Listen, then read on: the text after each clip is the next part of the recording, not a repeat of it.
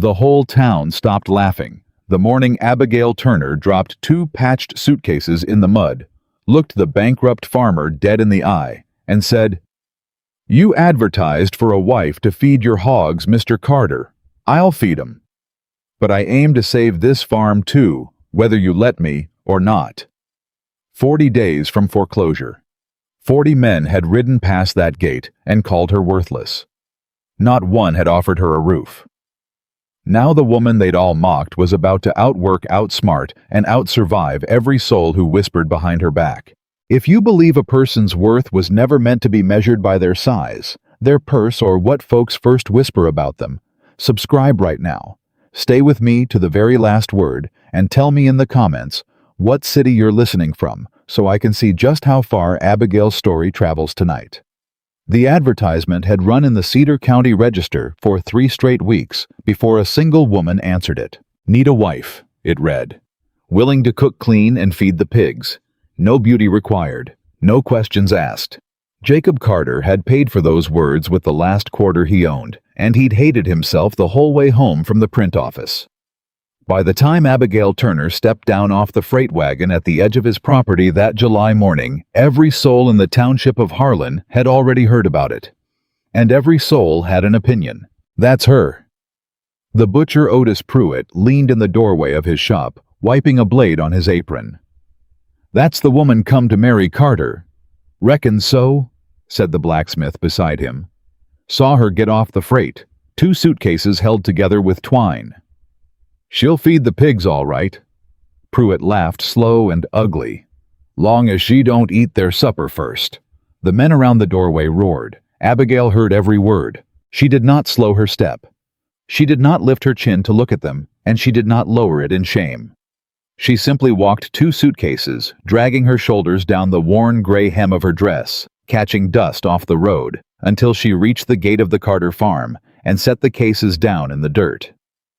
Jacob came out of the barn with a hammer still in his hand. He stopped 20 feet from her. He looked at her the way a drowning man looks at a rope he's not sure will hold. "You the woman from the letter," he said. "Abigail Turner. You read the advertisement." "I did." "And you understood it?" "Every word, Mr. Carter." She straightened.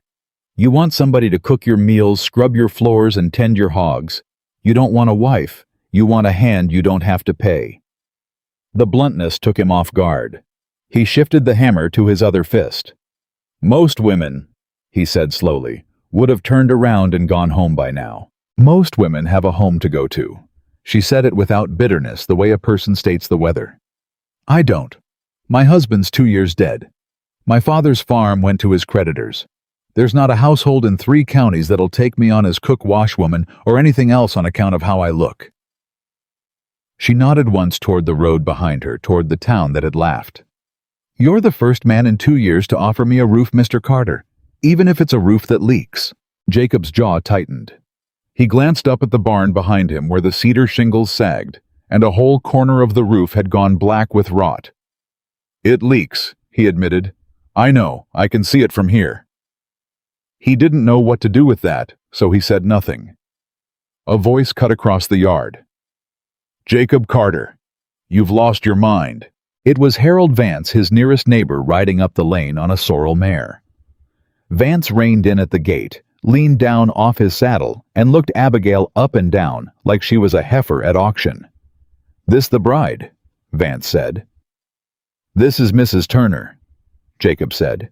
"This is a mistake." Vance grinned. "Jacob, you got 40 days before the bank takes this whole place out from under you. 40 days. And you went and got yourself a wife who eats more than the hogs do. Boy, I could have loaned you a field hand for less."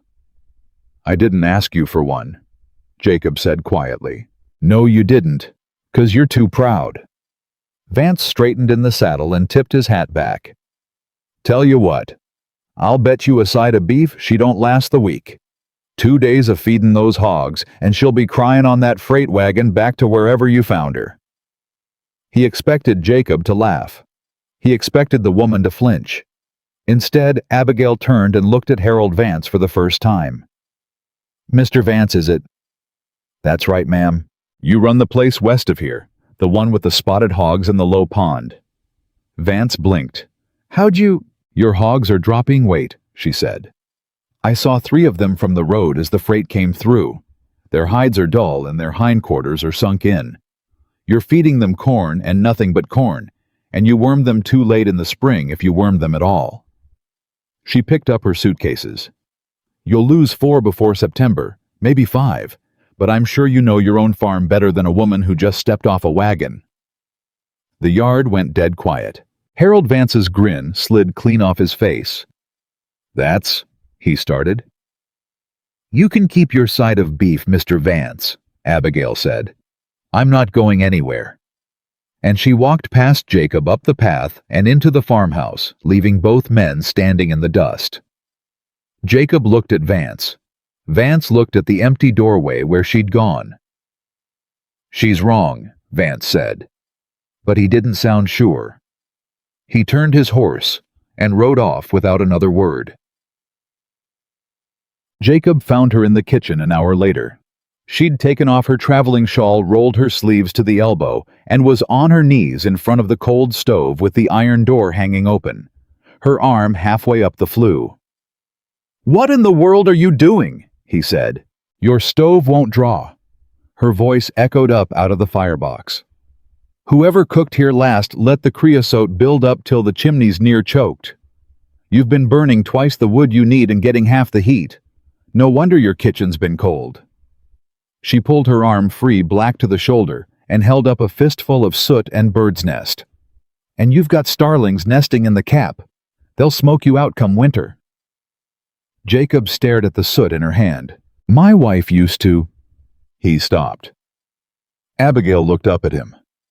You were married before, she said. Not a question. Eleanor, she passed 4 winters back. Fever. His throat worked. She never said anything about the chimney. She maybe didn't know. Abigail wiped her hand on a rag. Most folks don't. My father did. He used to say a farm tells you everything that's wrong with it if you'll only shut your mouth long enough to listen. She rose slow, one hand on the stove for balance, and faced him square. I've been listening to your farm for 1 hour, Mr. Carter, and it's got an awful lot to say. Such as your well water's bad. Jacob frowned. There's nothing wrong with my well. There's plenty wrong with your well. I tasted it off the bucket when I came in. It's got a sourness to it, iron, and something worse. Where's it sit relative to the hog pens? Downhill. Why? Downhill from the pens. She closed her eyes a moment, like the answer pained her. Mr. Carter, your hog waste's been running into your well water for years. You're watering your livestock with the very filth that's killing them. That's why your piglets die. That's why your sows abort. It's not bad luck. It's not God's judgment. It's a slope and a water table, and a man who never thought to ask why. Jacob's face had gone pale. I lost 19 piglets this spring, he said. You'll lose more, less you move that water source. That ain't possible. My daddy dug that well. His daddy raised hogs on this exact ground for 40 years, I'd guess. And the water table's risen, and the pens have crept downhill, and nobody noticed because it happened slow. She set the rag down. Slow is how a farm dies, Mr. Carter. Not all at once. An inch at a time while everybody's too proud to admit something's wrong. He sat down hard in the kitchen chair. He'd buried 19 piglets that spring. He'd dug 19 little holes behind the barn with his own hands, and he'd cursed the sky for every one of them. And now this woman the whole town was laughing at, had walked into his house and told him in 1 hour what 4 years of grief had never let him see. Who are you? He said. Abigail pulled the second kitchen chair out and lowered herself into it across from him. I'm the daughter of Samuel Reed, she said. The name didn't mean anything to Jacob, but it would have to her father's generation. My father bred the finest hogs in the state of Illinois for 30 years, she went on. Berkshires and Poland Chinas. Men came from 4 states to buy his breeding stock. Governors ate his ham at their tables. When I was a girl, I didn't learn my letters from a primer, Mr. Carter. I learned to read off a feed ledger. I knew the gestation of a sow before I knew my catechism. By the time I was 12, my father trusted me to cull his herd because he said I had a better eye for a sound animal than any man he'd ever hired. Jacob said nothing. He was watching her now, like a man watching the sun come up after the longest night of his life. Then my father took sick, she said. And while he was dying, a banker named Cordell convinced him to mortgage the farm against a loan he didn't need. The numbers were a lie. The interest was a trap. By the time we understood what'd been done, the land was gone, the herd was sold off, and my father died in a rented room with nothing to leave me but his ledgers. Her hand had tightened into a fist on the table. She uncurled it slowly. I married a kind man after that, a wheat farmer. He died of a kick to the chest from a Greenbroke horse 8 months in. And ever since I have walked from town to town, looking for one single person willing to give me work, and being told over and over that a woman my size is no good for anything but a punchline. That's why nobody'd hire you, Jacob said quietly. That's why nobody'd hire me. She met his eyes. Not because I can't do the work, because they can't see past the size of me long enough to find out. The kitchen was silent for a long moment. Then Jacob Carter did something he hadn't done in 4 years. He laughed, not cruel, not at her, but a low, broken, astonished sound, like a man who'd been handed a winning hand after losing everything he owned. They laughed at me too, he said. Every man at the feed store, said Jacob Carter, so far gone he had to advertise for a woman. He shook his head. And I went and accidentally married the smartest farmer in the county. You didn't marry anybody yet, Abigail said. We're not married, Mr. Carter. You put an advertisement in a paper. I answered it. That's all. Right, he flushed. Right, Pastor Hollis can come Sunday if you're... Let me tell you how this is going to go. She leaned forward, and there was iron in her voice now. The iron of a woman who'd been laughed at one too many times. I'll cook your meals. I'll keep your house. I'll feed your hogs, just like the advertisement said. But I'm going to do more than that. I'm going to fix that well. I'm going to fix your drainage. I'm going to fix your feed. And in 1 year, Jacob Carter, this farm is going to be turning a profit instead of bleeding to death, and you're going to stand in front of every man who laughed at the both of us, and you're going to know it was me who did it. Jacob stared at her. And if I'm wrong, she said, sitting back. If I can't do a single thing I just promised, then you put me right back on that freight wagon, and you never owe me a thing. Those are my terms. Take 'em or leave 'em. For a long moment, Jacob Carter looked at the woman across his kitchen table. The woman the butcher had mocked, the woman his neighbor had bet against, the woman 2 years of cruel towns had tried to break and failed. He stood up. He held out his hand.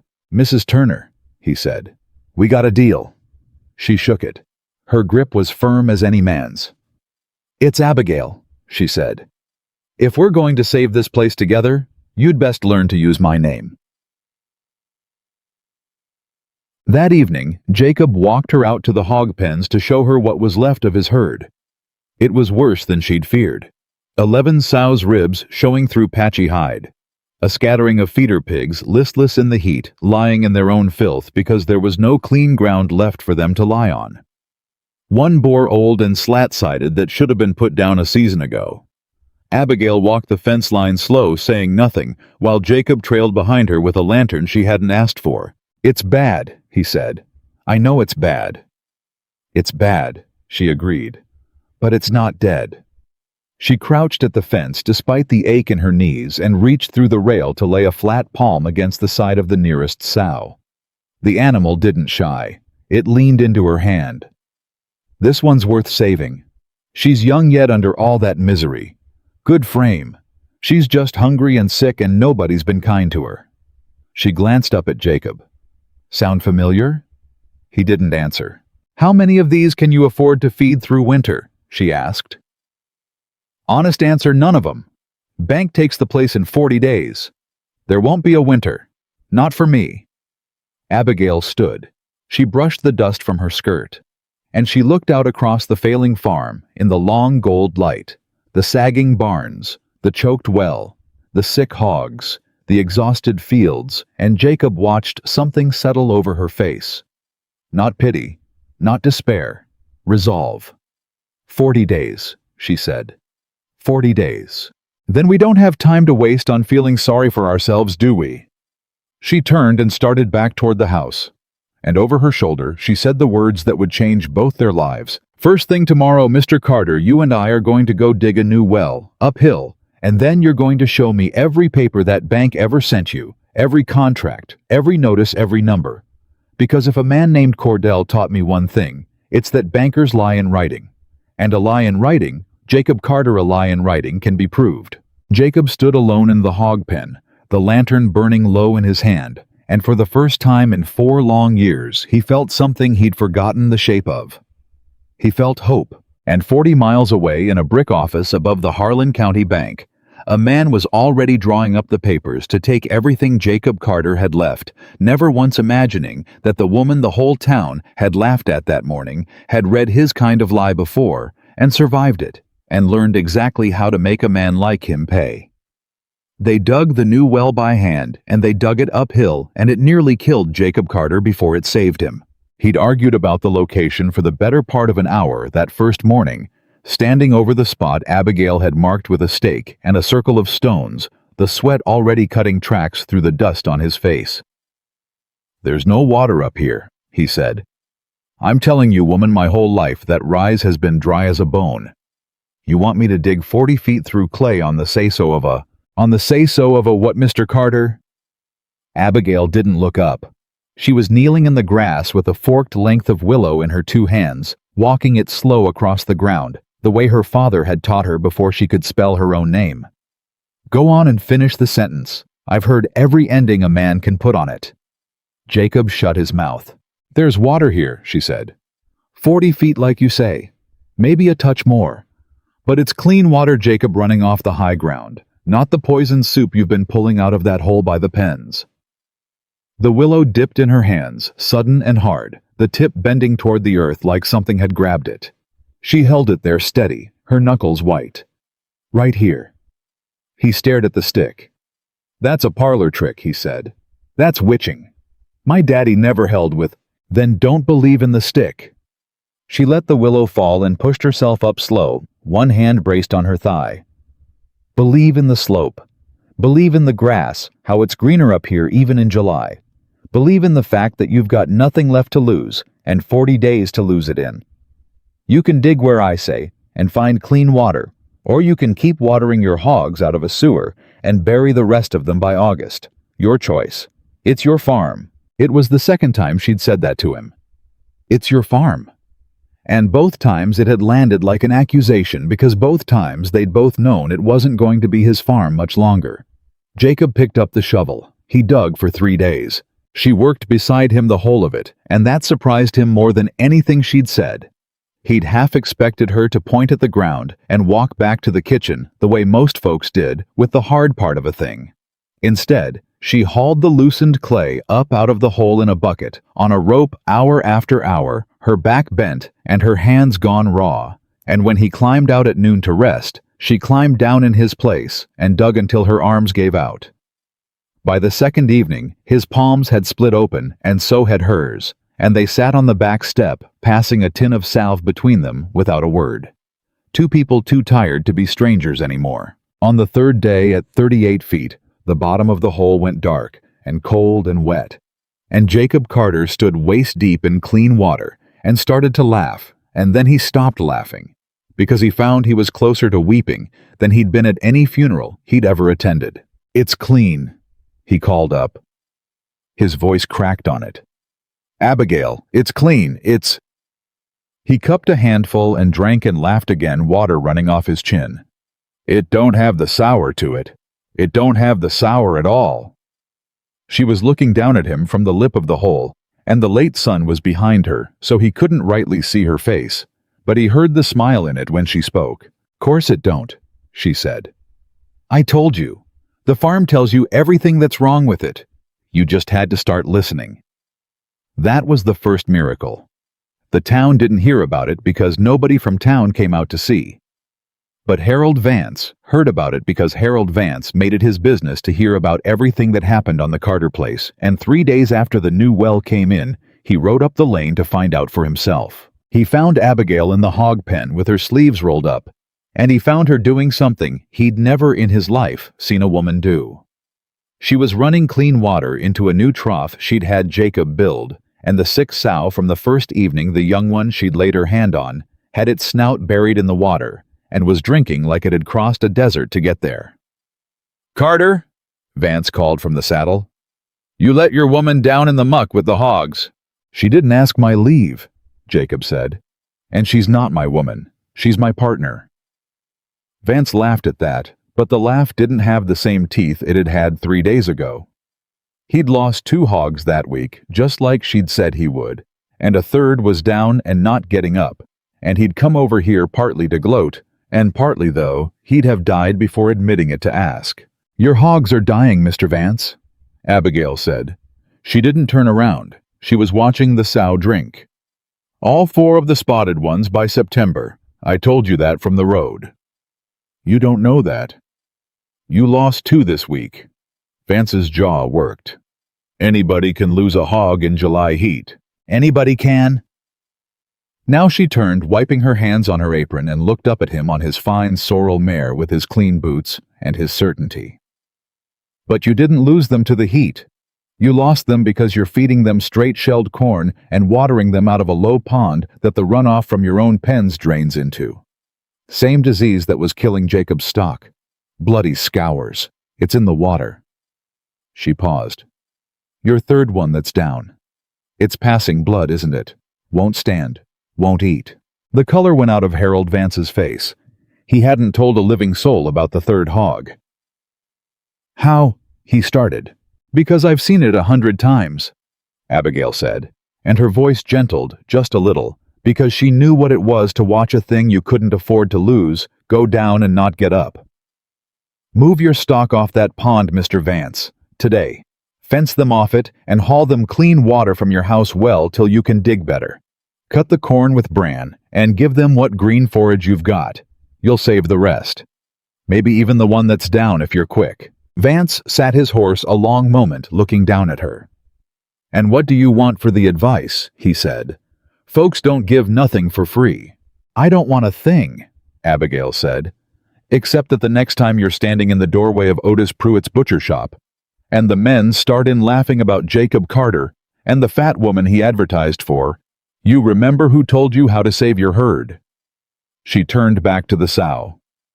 "That's all. Now go on home, Mr. Vance. You've got a hog to save, and you're wasting daylight."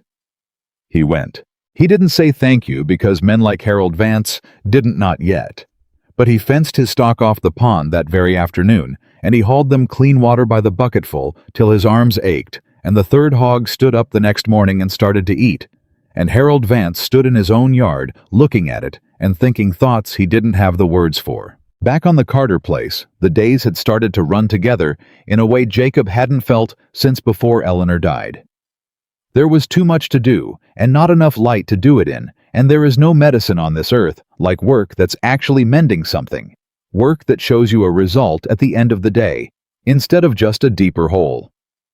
By the end of that first week, the 11 sows were drinking clean water and eating a feed Abigail had mixed herself out of corn and bran and the green tops of the weeds Jacob had been mowing down and throwing away for years. "You're feeding them weeds," he said, watching. "I'm feeding them lamb's quarter and pigweed and the clover you let go to ruin in the south field," she said. "Which is to say I'm feeding them medicine and saving you the cost of half your corn while I do it. Your hogs are sick because they've been eating like rich men and starving like poor ones. All belly, no nourishment." She dumped the last of the bucket over the fence. "My father used to say you can't fatten a sick animal. You've got to make it well first. Then you fatten it. You've been trying to do it backwards your whole life. My daddy fed straight corn. Your daddy had good water and tired ground that hadn't gone all the way bad yet," she said. "He could afford to do it wrong a little. You can't afford to do anything wrong at all. That's the difference between a man with money and a man with 40 days. She handed him the empty bucket. "Speaking of which, you promised me the bank papers. It's been a week. Where are they?" He'd been putting it off. She'd seen that. He'd been finding 100 reasons every day why this evening wasn't the evening. There was the well, there was the feed, there was the fence, there was the drainage ditch. She'd had him start cutting through the low corner of the back 40, where an acre and a half of good ground had been drowning under standing water for as long as he could remember. But the truth, and they both knew, it was that Jacob Carter was afraid of those papers. He brought them out that night. He brought them out in a flour sack, because that was where he'd been keeping them, stuffed in a flour sack on the top shelf of the pantry, where he didn't have to look at them. 4 years of bank notices and contracts and demand letters crammed in together. Unread, and he set the sack on the kitchen table in front of her, like a man laying down a sick child he couldn't heal. "I never could make sense of 'em," he said. "The numbers. They'd send a paper, and the number'd be bigger than the last paper, and I couldn't ever figure how, but I figured a bank don't make mistakes, so I just stopped opening them after a while. Eleanor used to handle the figuring. After she passed, He trailed off. "I just paid what they said when I could and prayed the rest."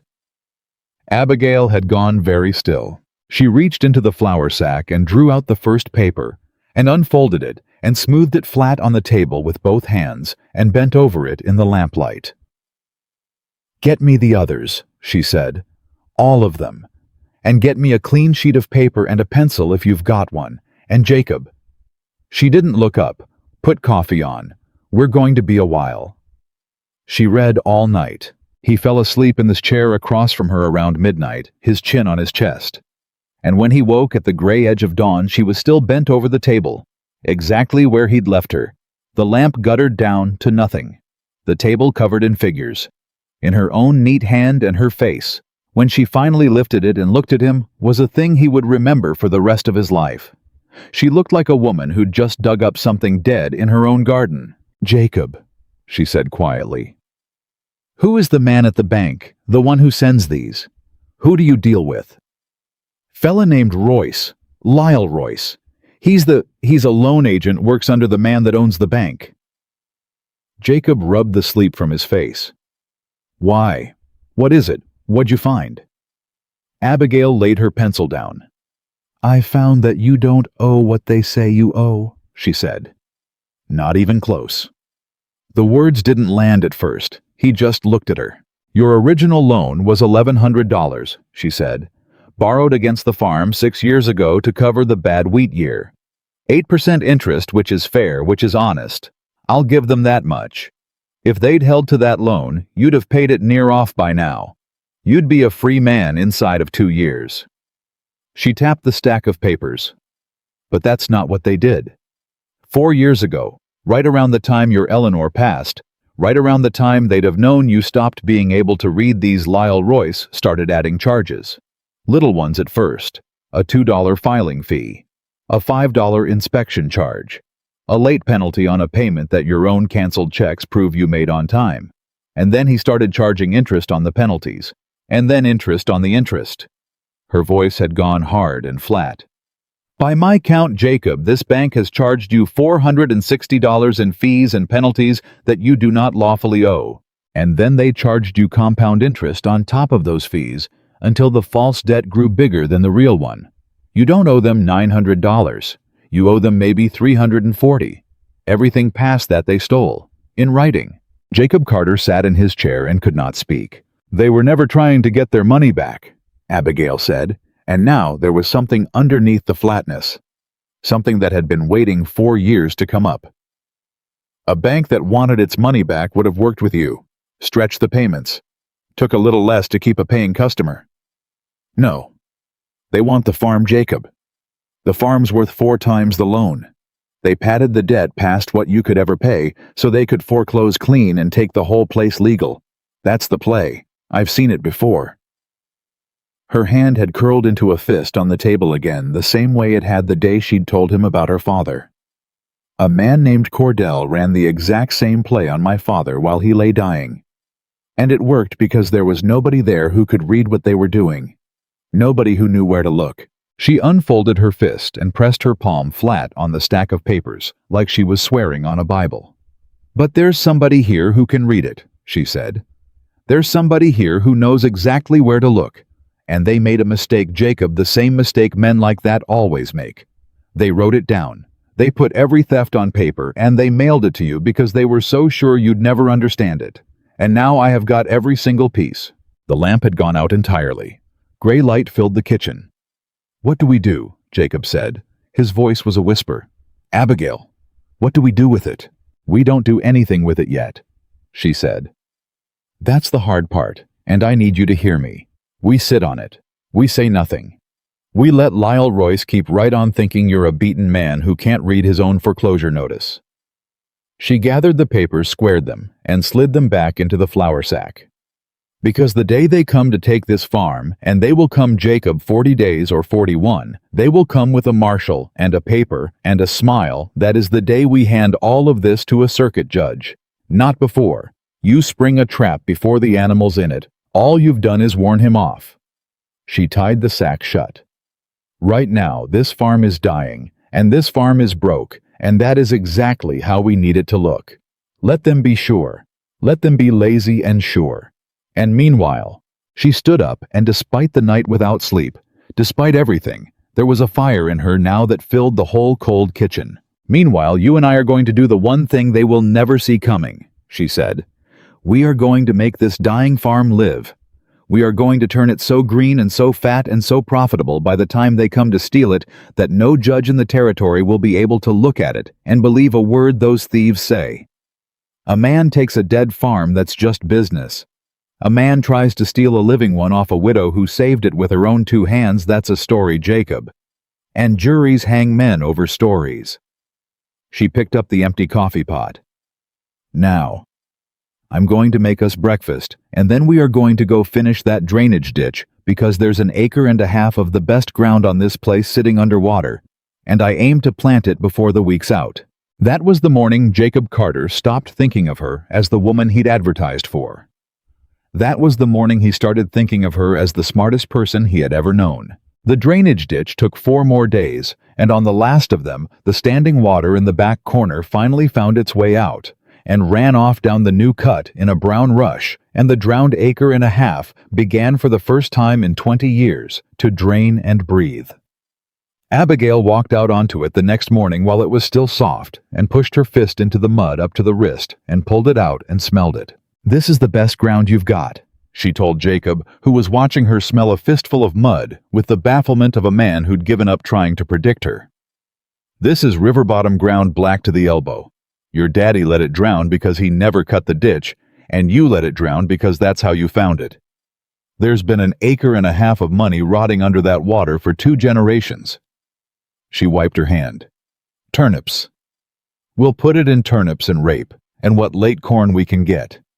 The hogs'll graze it down come fall and fatten on it for free, and you'll save a fortune in feed over the winter you didn't think you'd live to see." "The winter the bank's going to take from us," Jacob said. "The winter we're going to take back," Abigail said. "Get the seed." And so it went, week after week, through the long hot heart of that Iowa summer. She fixed what was broken, and she planted what was barren, and she healed what was sick and slow an inch at a time, the same slow inch at a time that her father had warned her was how a farm dies. The Carter place began to live. The sows put on flesh. Their hides went from dull to glossy.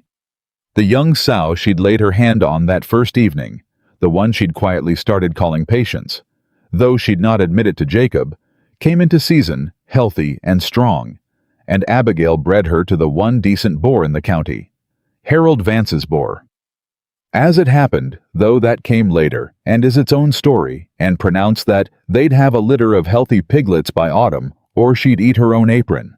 The egg basket, which had been bringing in 3 or 4 a day, started bringing in a dozen, because she'd found that Jacob's hens were being eaten alive by mites and worms, and had dusted every roost in the henhouse, and wormed every bird, and torn out the rotten nest boxes that had been breeding the vermin. The milk cow, which had near gone dry, came back into full milk inside 3 weeks once she had clean water and decent feed, and a person who knew to milk her out clean, and even morning and night, instead of whenever a grieving man remembered. And the money started to come in. It came in small at first. A dozen eggs traded at the general store. A crock of butter. The milk cow's surplus sold to a neighbor whose own cow had dried up. But it came in. and for the first time in 4 years, Jacob Carter had coins in his pocket at the end of a week that he hadn't had at the start of it, and he sat at the kitchen table on a Saturday night and counted them out into stacks and looked at them like a man looking at his own resurrection. $2.40, he said. In a week. Abigail, do you know how long it's been since this farm made $2.40 instead of losing it? I've got a notion, she said from the stove. Put it in the jar. Not the loose one, the one I marked. That's the bank jar. Every cent we can spare goes in it. You said we don't pay them till the judge. We don't pay them what they say we owe, she corrected. But we are going to walk into that courtroom with the $340 you truly owe sitting right there in a sack offered up honest in front of the judge. There is no sight on God's earth more convincing to a court than an honest debtor trying to pay his fair debt while a thieving banker holds out for 4 times the sum. She stirred the pot. We're not just going to prove they stole from you, Jacob. We're going to prove you were a good and honest man the whole while they did it. That's the part that hangs them. It was around this time, late August, the corn standing tall and green where every other field in the county had begun to brown and curl at the edges, that the town finally started to notice. It started with a man named Tom Eddings, who farmed the quarter section south of the Carter line and who rode past one evening on his way home from town and reined up hard at the fence because he could not make sense of what he was seeing. "Carter," he called. "Jacob Carter, come out here." Jacob came out wiping his hands. "Your corn's green," Eddings said. He said it like an accusation. "Your corn's standing green and tall, and it ain't even tasseled brown at the edges, and mine's half burnt up, and so's everybody's from here to the river. How in the hell is your corn green, Jacob?" "Abigail had me plant it deep," Jacob said. "And we cut a ditch and turned the low ground, and she had me leave the corn rows wider than I ever did, so they'd shade their own roots and hold the moisture, and she said, 'Who's Abigail?'" Jacob opened his mouth, and then a slow smile started across his face, the first truly proud smile Tom Eddings had ever seen on the man. "Abigail's my wife," Jacob said. It was the first time he'd called her that. They'd been married by Pastor Hollis 3 weeks prior, quiet in the front room, with nobody for witness but the pastor's own wife, not for love, not yet, but because it had become foolish to pretend otherwise, and because a married woman drew less poison than a single one living under a widower's roof. But it was the first time he'd said the word out loud to another man, and he found that he liked the shape of it in his mouth more than he'd expected to. "The fat woman," Eddings said before he could stop himself. "The one from the paper. The one Pruitt's been. The one who's keeping my corn green while yours burns," Jacob said, and the smile was gone, now replaced by something flat and hard that Tom Eddings had never seen on Jacob Carter and didn't care for one bit. "You want to know how my corn's green, Tom? You can ride up to the house and ask her yourself like a man. Or you can sit out here on your horse and call her names. But you can't do both." Eddings looked at him a long moment. Then he got down off his horse. He found Abigail at the kitchen table, and he stood in the doorway with his hat in his hands, and he asked her awkward, halting a proud man swallowing something bitter, how she'd kept the corn green. And she told him. She told him all of it plain and kind, and without 1 ounce of gloating. The wide rows and the deep planting and the ditch and the mulch, and the way you had to read the slope of your own ground to know where the water wanted to go. She drew him a diagram on the back of an old feed bill. She gave him a fistful of the turnip seed she had left and told him to get it in the ground that very week if he wanted his hogs to have anything to eat come November. And Tom Eddings rode home that night a changed man because a woman the whole county had been laughing at had just in 20 minutes at a kitchen table told him how to save a harvest he'd already given up for dead. After that, they came one at a time, a farmer here, a farmer there, hat in hand, awkward and ashamed, riding up the Carter Lane at dusk when the road was empty and nobody could see them do it.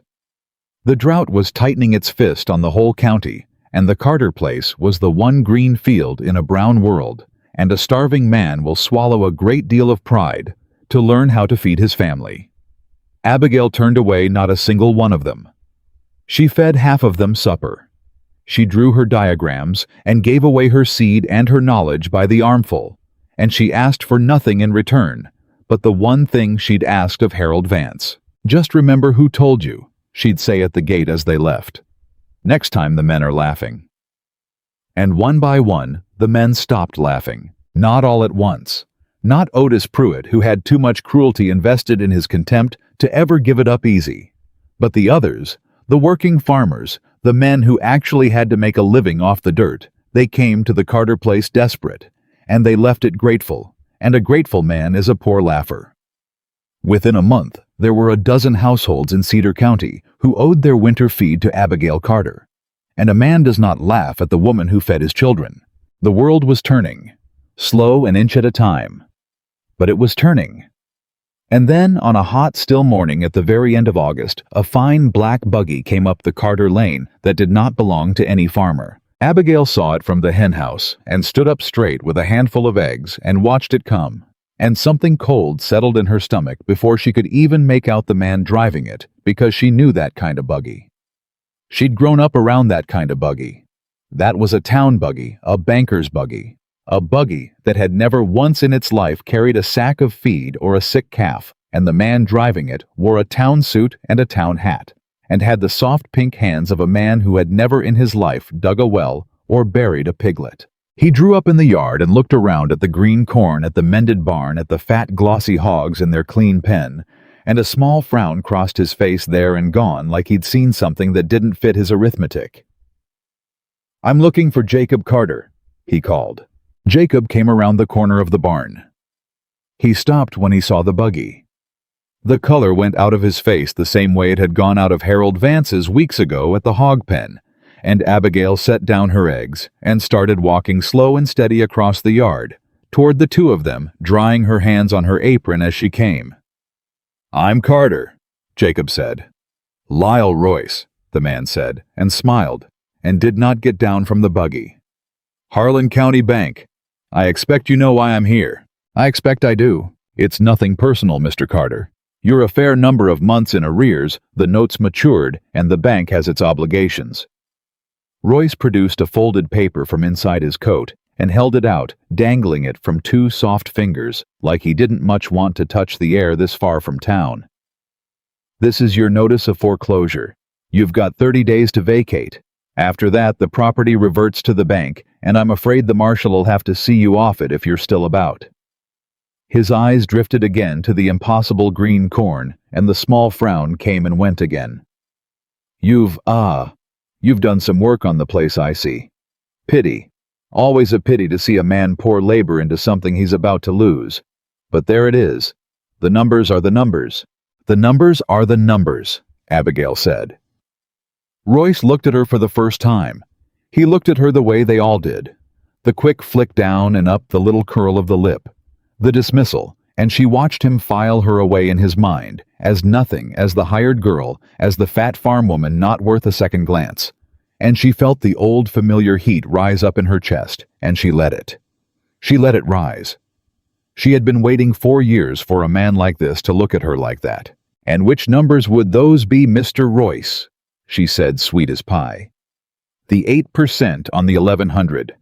Or the compound interest on the filing fees. I've always found a banker's numbers go down easier when a body knows which ones he means." Lyle Royce's smile froze on his face. It was a small thing, a flicker.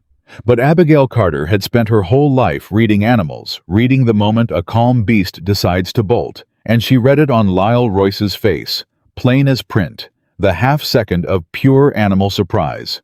Before the smooth went back over it, the instant where he understood that the fat farm woman drying her hands on her apron had just said a thing she could not possibly know to say.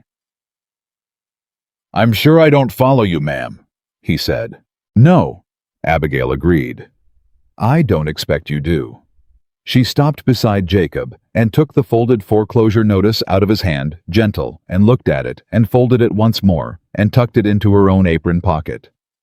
"We'll be keeping this, Mr. Royce, for our records.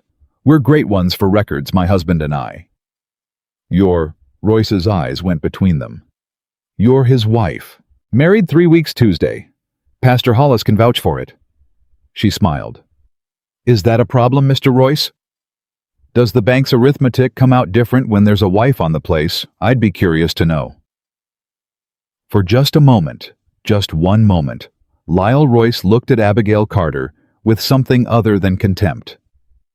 He looked at her with the first faint flicker of unease, the look of a card player who's just noticed the other fellow isn't sweating the way he ought to be. Then he gathered his reins. 30 days, Mr. Carter, he said to Jacob, pointedly to Jacob, refusing to give her another word. The bank's been more than patient. I'd use the time to find new lodgings, rather than... His eyes flicked once more to the green corn, and his mouth tightened.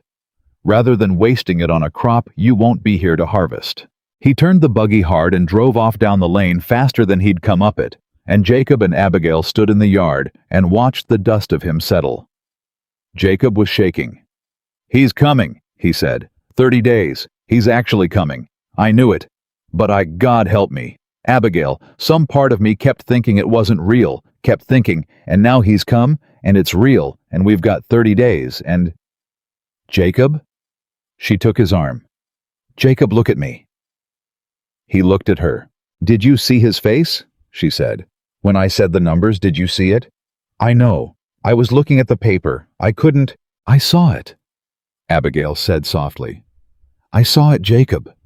For 1/2 of 1 second, that man was afraid. Of me. Of what I knew. Her hand tightened on his arm. He came up that lane this morning sure as sunrise that he was dealing with a beaten widower and a dim farm girl. And he's driving back down it not half so sure. Do you understand what that means? It means it's working. It means everything I told you is true, and the trap is set, and the animal has just put his foot inside it.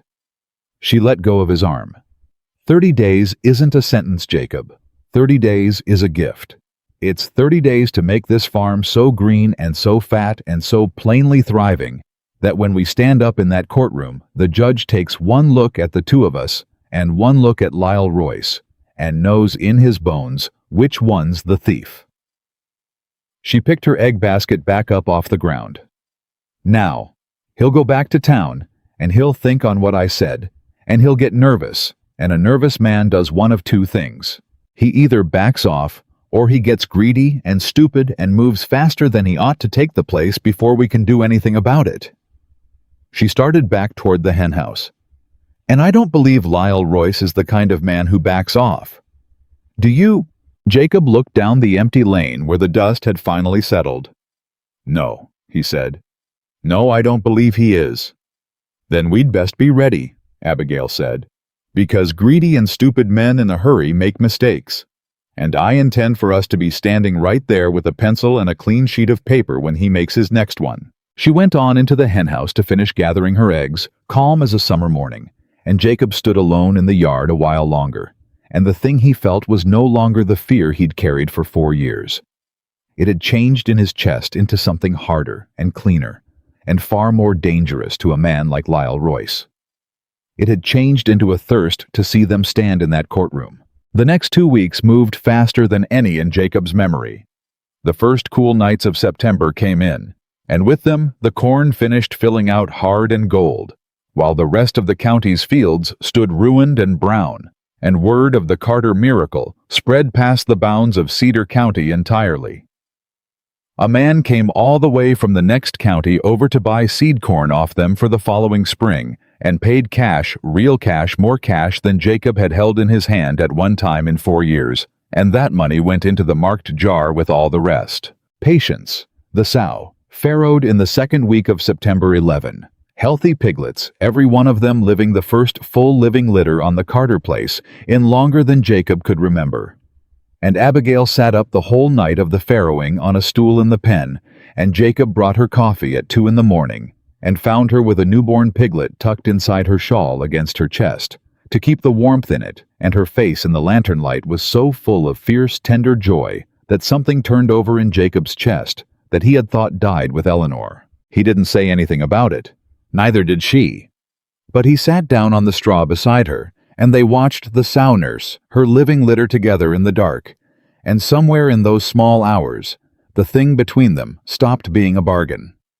It was 3 days after the piglets came that Harold Vance rode up the lane again, And this time he got down off his horse before he said a word, which for Harold Vance was as good as a bended knee. "Heard your sow farrowed 11, he said. "All living." "All 11, Jacob said. "Abigail sat up the night with 'em." Vance turned his hat in his hands. He was a proud man, and what he had come to say cost him, and they all three knew it. "My herd's well," he said finally. "All of 'em. The 4 spotted ones, too, the ones she said I'd lose by September. It's September, and they're all of 'em fat and standing." He looked at Abigail. "On account of I did what you said. Fenced 'em off the pond. Hauled clean water till my back near broke. Cut the corn with bran." He stopped. "You saved my herd, Mrs. Carter. I won't pretend you didn't. And I stood in Pruitt's doorway the day you come, and I bet against you, and I called you a thing I won't repeat, and I was wrong." He held the words out like they hurt to carry. "I was wrong, ma'am, and I come to say it and to ask if there's anything I got that you need on account of I reckon I owe you my whole winter's living and then some."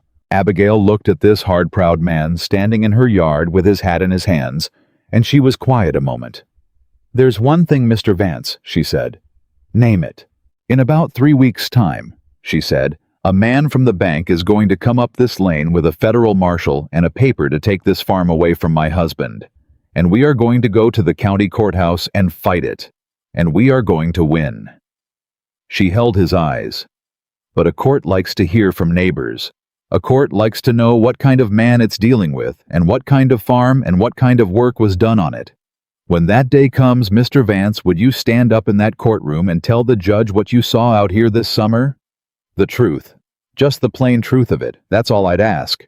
Harold Vance put his hat back on his head. "Mrs. Carter," he said, "I'll stand up in any courtroom in this territory and tell any judge in it exactly what I saw. And I'll bring half the county with me to say the same if you want 'em." He swung back up onto his horse. "There's a dozen men in this county fed their stock through this winter on your say-so. You want witnesses?" He gathered his reins, and for the first time since she'd met him, Harold Vance smiled at her, a real smile with no cruelty left in it at all. "Ma'am, you've got an army. They just don't know they're soldiers yet." He rode off down the lane, and Abigail Carter stood in her yard and watched him go. And Jacob came up beside her, and the two of them stood there together in the long gold light of the dying summer. "An army," Jacob said quietly. "An army." Abigail agreed.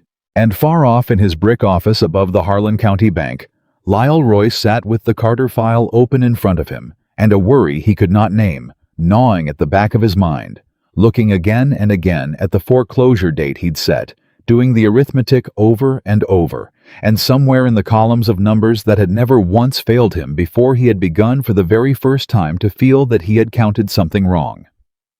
He counted wrong because he moved early. That was the thing Abigail had not quite predicted, and it nearly undid them. She'd reckoned on 30 days. She'd built her whole arithmetic on 30 days.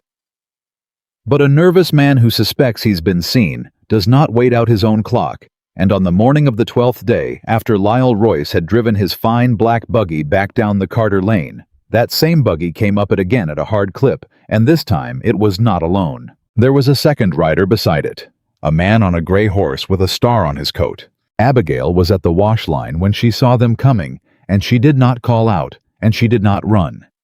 She finished pinning the shirt in her hands, slow and deliberate, because she had learned long ago that the moment you let a man see you hurry is the moment you let him see you afraid. Then she walked to the house and set the empty basket inside the door and came back out wiping her hands. And by the time the buggy drew up in the yard, she was standing beside Jacob, calm as still water, and only Jacob, who stood close enough to feel it, knew that her heart was going like a hammer. "Mr. Royce," she said, "you're early. Circumstances changed." Royce stepped down from the buggy, and there was a different look on him today, a tight, bright, nervous energy, a man who'd talked himself into something in the small hours and was now going to see it through before his nerve failed. "Mr. Carter, this is Deputy Marshal Conley. I'm afraid the bank's seen fit to accelerate the foreclosure. There's a clause in your original note acceleration on suspicion of waste or fraud against the secured property and well." He smiled thin. We have such a suspicion. You're to vacate today. Today, Jacob said. Today. The deputy marshal Conley sat his gray horse looking uncomfortable. He was a lean, weathered man of about 50, with a long gray mustache and tired eyes, and he had the look of a man who had served a great many foreclosure papers in his time, and had not enjoyed a single one of them. Now hold on, Royce, Conley said. You told me this was a routine matured note foreclosure. You didn't say nothing about fraud and acceleration clauses till we were halfway up the road. It's all in order, deputy. The bank's within its rights. Maybe so. Conley's tired eyes went over the farm, the green gold corn, the fat hogs, the mended barns, the new well, and a small crease appeared between his brows, the same crease that had crossed Royce's own face 2 weeks ago. Don't look much like waste to me, though. I've served papers on 100 busted farms and they don't look like this. This here's the best-kept piece of ground I've passed in 3 counties of burnt-up drought. What exactly is the waste, Royce? 'Cause I'm looking at it, and I don't see it. The waste, Royce said, and his voice climbed half a note, is a matter for the bank's books, not the open yard. Mr. Carter has improperly encumbered. I can tell you exactly what's in the bank's books, Abigail said. The yard went quiet. Royce turned to her, and his jaw set, and Abigail saw him make the decision to crush her flat here in front of the marshal the way a man stamps a snake before it can rear. This doesn't concern the hired help, he said. I'm not the hired help, Mr. Royce. I'm Abigail Carter. I'm his wife, and I keep the books on this farm. She took 1 step forward. And I can tell you to the penny what's in your books too, because you mailed every page of them to this house where I have read them. Every filing fee, every penalty, every dollar of compound interest you charged on charges that were never lawful to begin with. Her voice did not rise. It did the opposite. It dropped low and clear and carrying the voice of a woman laying cards face up on a table one at a time.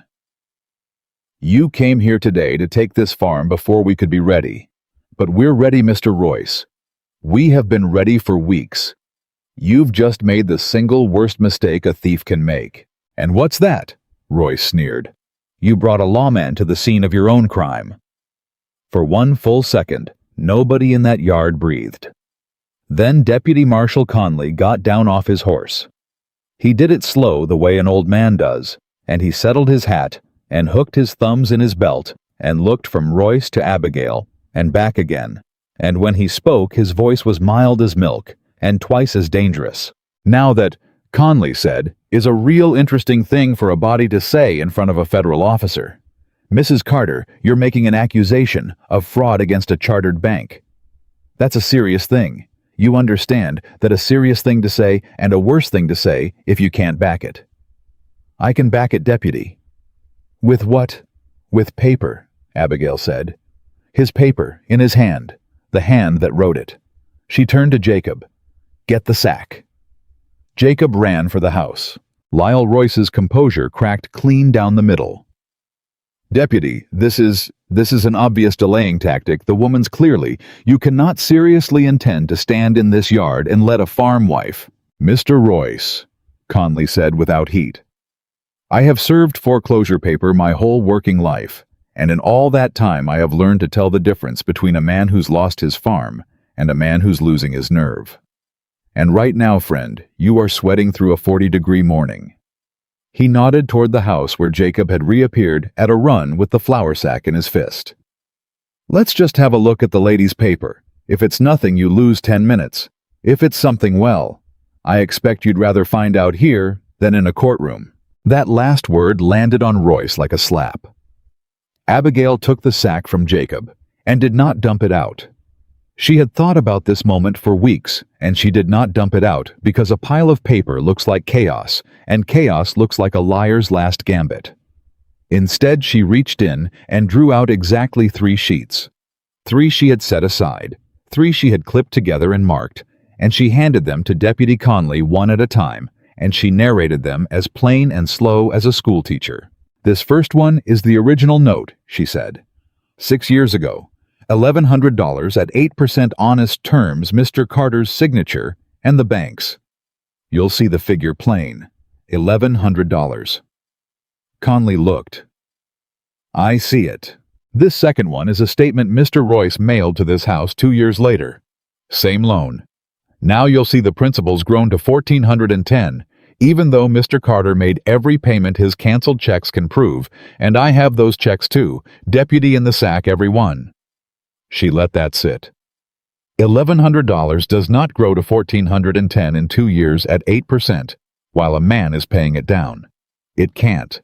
It's not arithmetic. It's theft dressed up in a banker's hand. Conley's jaw had gone tight. And the third, Abigail said quietly, is the one I'd most like you to read, Deputy. It's a letter from Mr. Royce to the bank's owner. It came to this house by mistake, tucked inside the envelope with Mr. Carter's statement, as I expect a clerk grabbed 2 sheets where he meant to grab one. Mr. Carter never opened his mail in those years. It sat in this sack 4 years unread, until I read it 3 weeks ago. She held it out. Read what your man wrote to his master deputy. Read it out loud if you'd be so kind. I'd like Mr. Royce to hear his own words in the open air. Conley took the letter. Lyle Royce moved a half step, a grab an instinct, and Deputy Conley's hand came up flat against his chest without the old man so much as looking at him. You stand right there, son, Conley said. And he read. He read slow, his lips moving, his tired eyes going down the page, and the yard was so silent that Abigail could hear the hogs grunting in the far pen and the wind in the green corn. She watched Conley's face change as he read. She watched the mild old lawman go to stone. When he finished, he lowered the letter, and he looked at Lyle Royce for a long, long moment. You want to know what's in this letter, Carter, Conley said, never taking his eyes off Royce. Your friend here wrote to his bank president 2 years back, and I'll give you the meat of it in plain words. He wrote that the Carter farm was, and I'm quoting the man now, the most valuable undervalued parcel in the county, worth 4 times the note against it. He wrote that the widower Carter had ceased to manage his correspondence since his wife's death, and was again, his words, unlikely to scrutinize his accounts. And he wrote that with judicious additional charges, Conley's voice curdled around the phrase, the balance could be brought to foreclosure within 24 months, securing the property at a fraction of value. He folded the letter. He put it in writing, Carter. He put the whole scheme in writing, and he mailed it to the very man he was robbing. Jacob Carter made a sound like he'd been struck. He planned it, Jacob said. He planned it. He saw Eleanor die, and he sat down and he planned to take my farm because I was too broke down with grief to read my own mail. Easy, Carter. He used my wife's death. Jacob. Abigail's hand was on his arm hard. Jacob, not now. Not like this. Look at me. We win this in the courthouse, not the yard. You hear me, in the courthouse. She held his eyes until the wild thing in them settled, until he nodded, jaw clenched, breathing hard through his nose. Only then did she turn back to the deputy. Deputy Conley, she said, I'm not asking you to arrest anyone. I'm not asking you to take a side. I'm asking you to do exactly what the law put you here to do, which is to refuse to serve a foreclosure. You now have your own reason to believe is fraudulent, and to carry this matter to the circuit court, so a judge can rule on it in the open. That's all. That's the whole of what I want. Let it go before a judge. Conley looked at the 3 papers in his hand. He looked at the green corn. He looked at Lyle Royce, who had gone the gray-white color of a man watching the floor open under him. Mr. Royce, the deputy said, I'm not serving this paper today. You're obligated. I'm obligated to uphold the law, son, and what you've shown me this morning is a federal officer being made the unwitting instrument of a fraud, which I do not care for one bit. Conley's voice had gone hard as the iron in his star. Circuit judge comes through Harlan the first week of October. That's 19 days.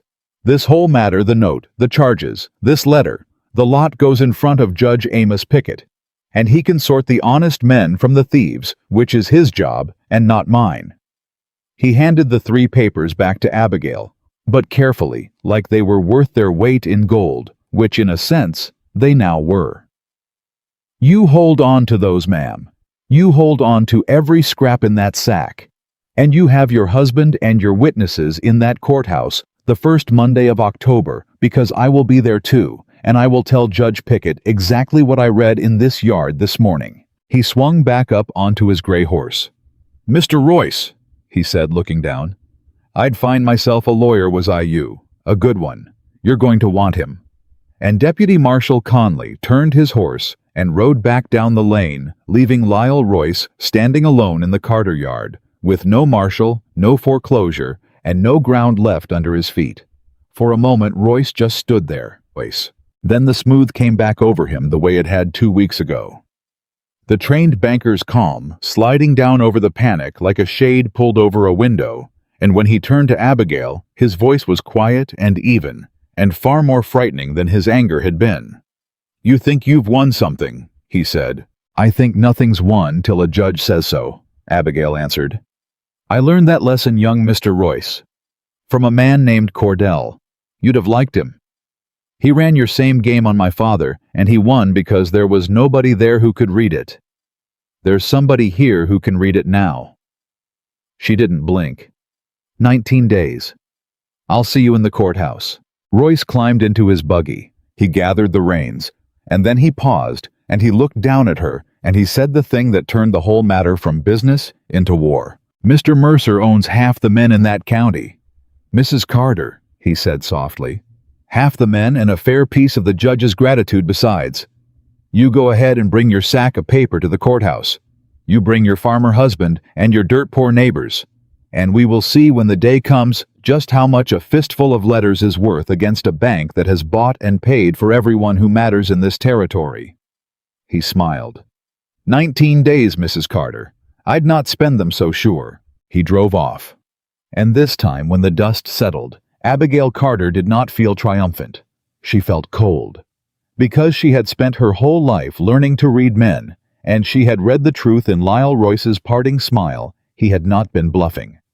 There was a name behind him.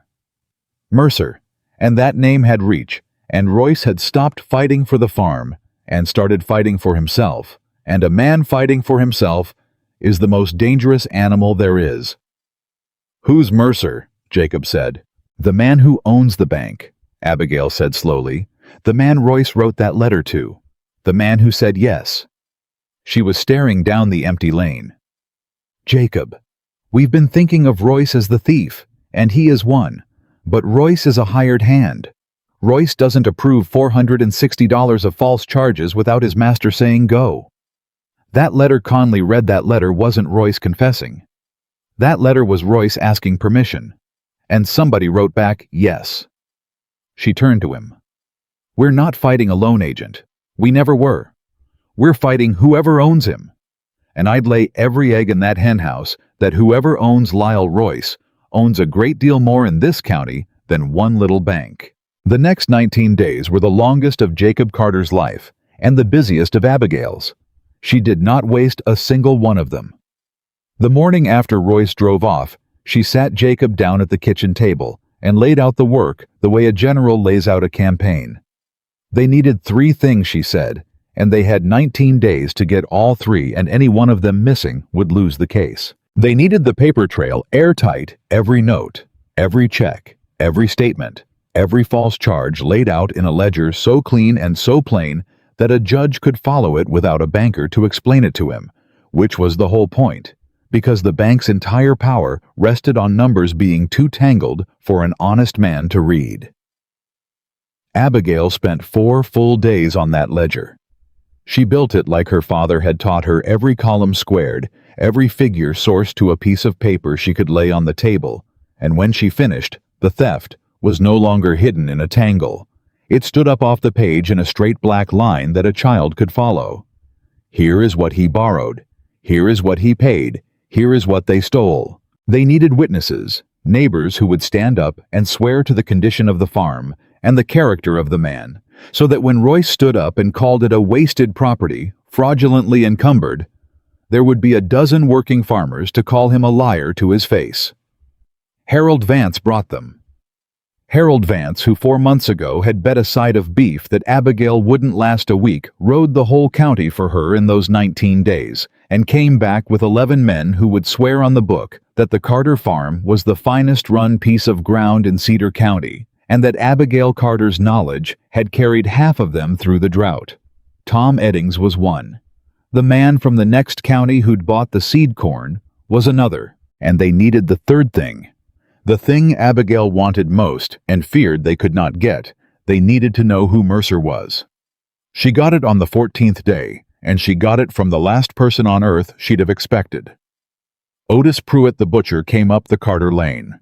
He came on foot, which for a man of his bulk and his pride was its own kind of statement, and he came at dusk with his hat literally in his hands, and Jacob met him at the gate with open suspicion, because Otis Pruitt had been the cruelest mouth in town from the very first day, the man who'd laughed loudest, the man who'd started the worst of the talk.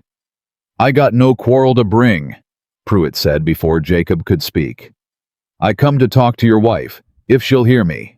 Abigail came out onto the porch. She did not invite him up.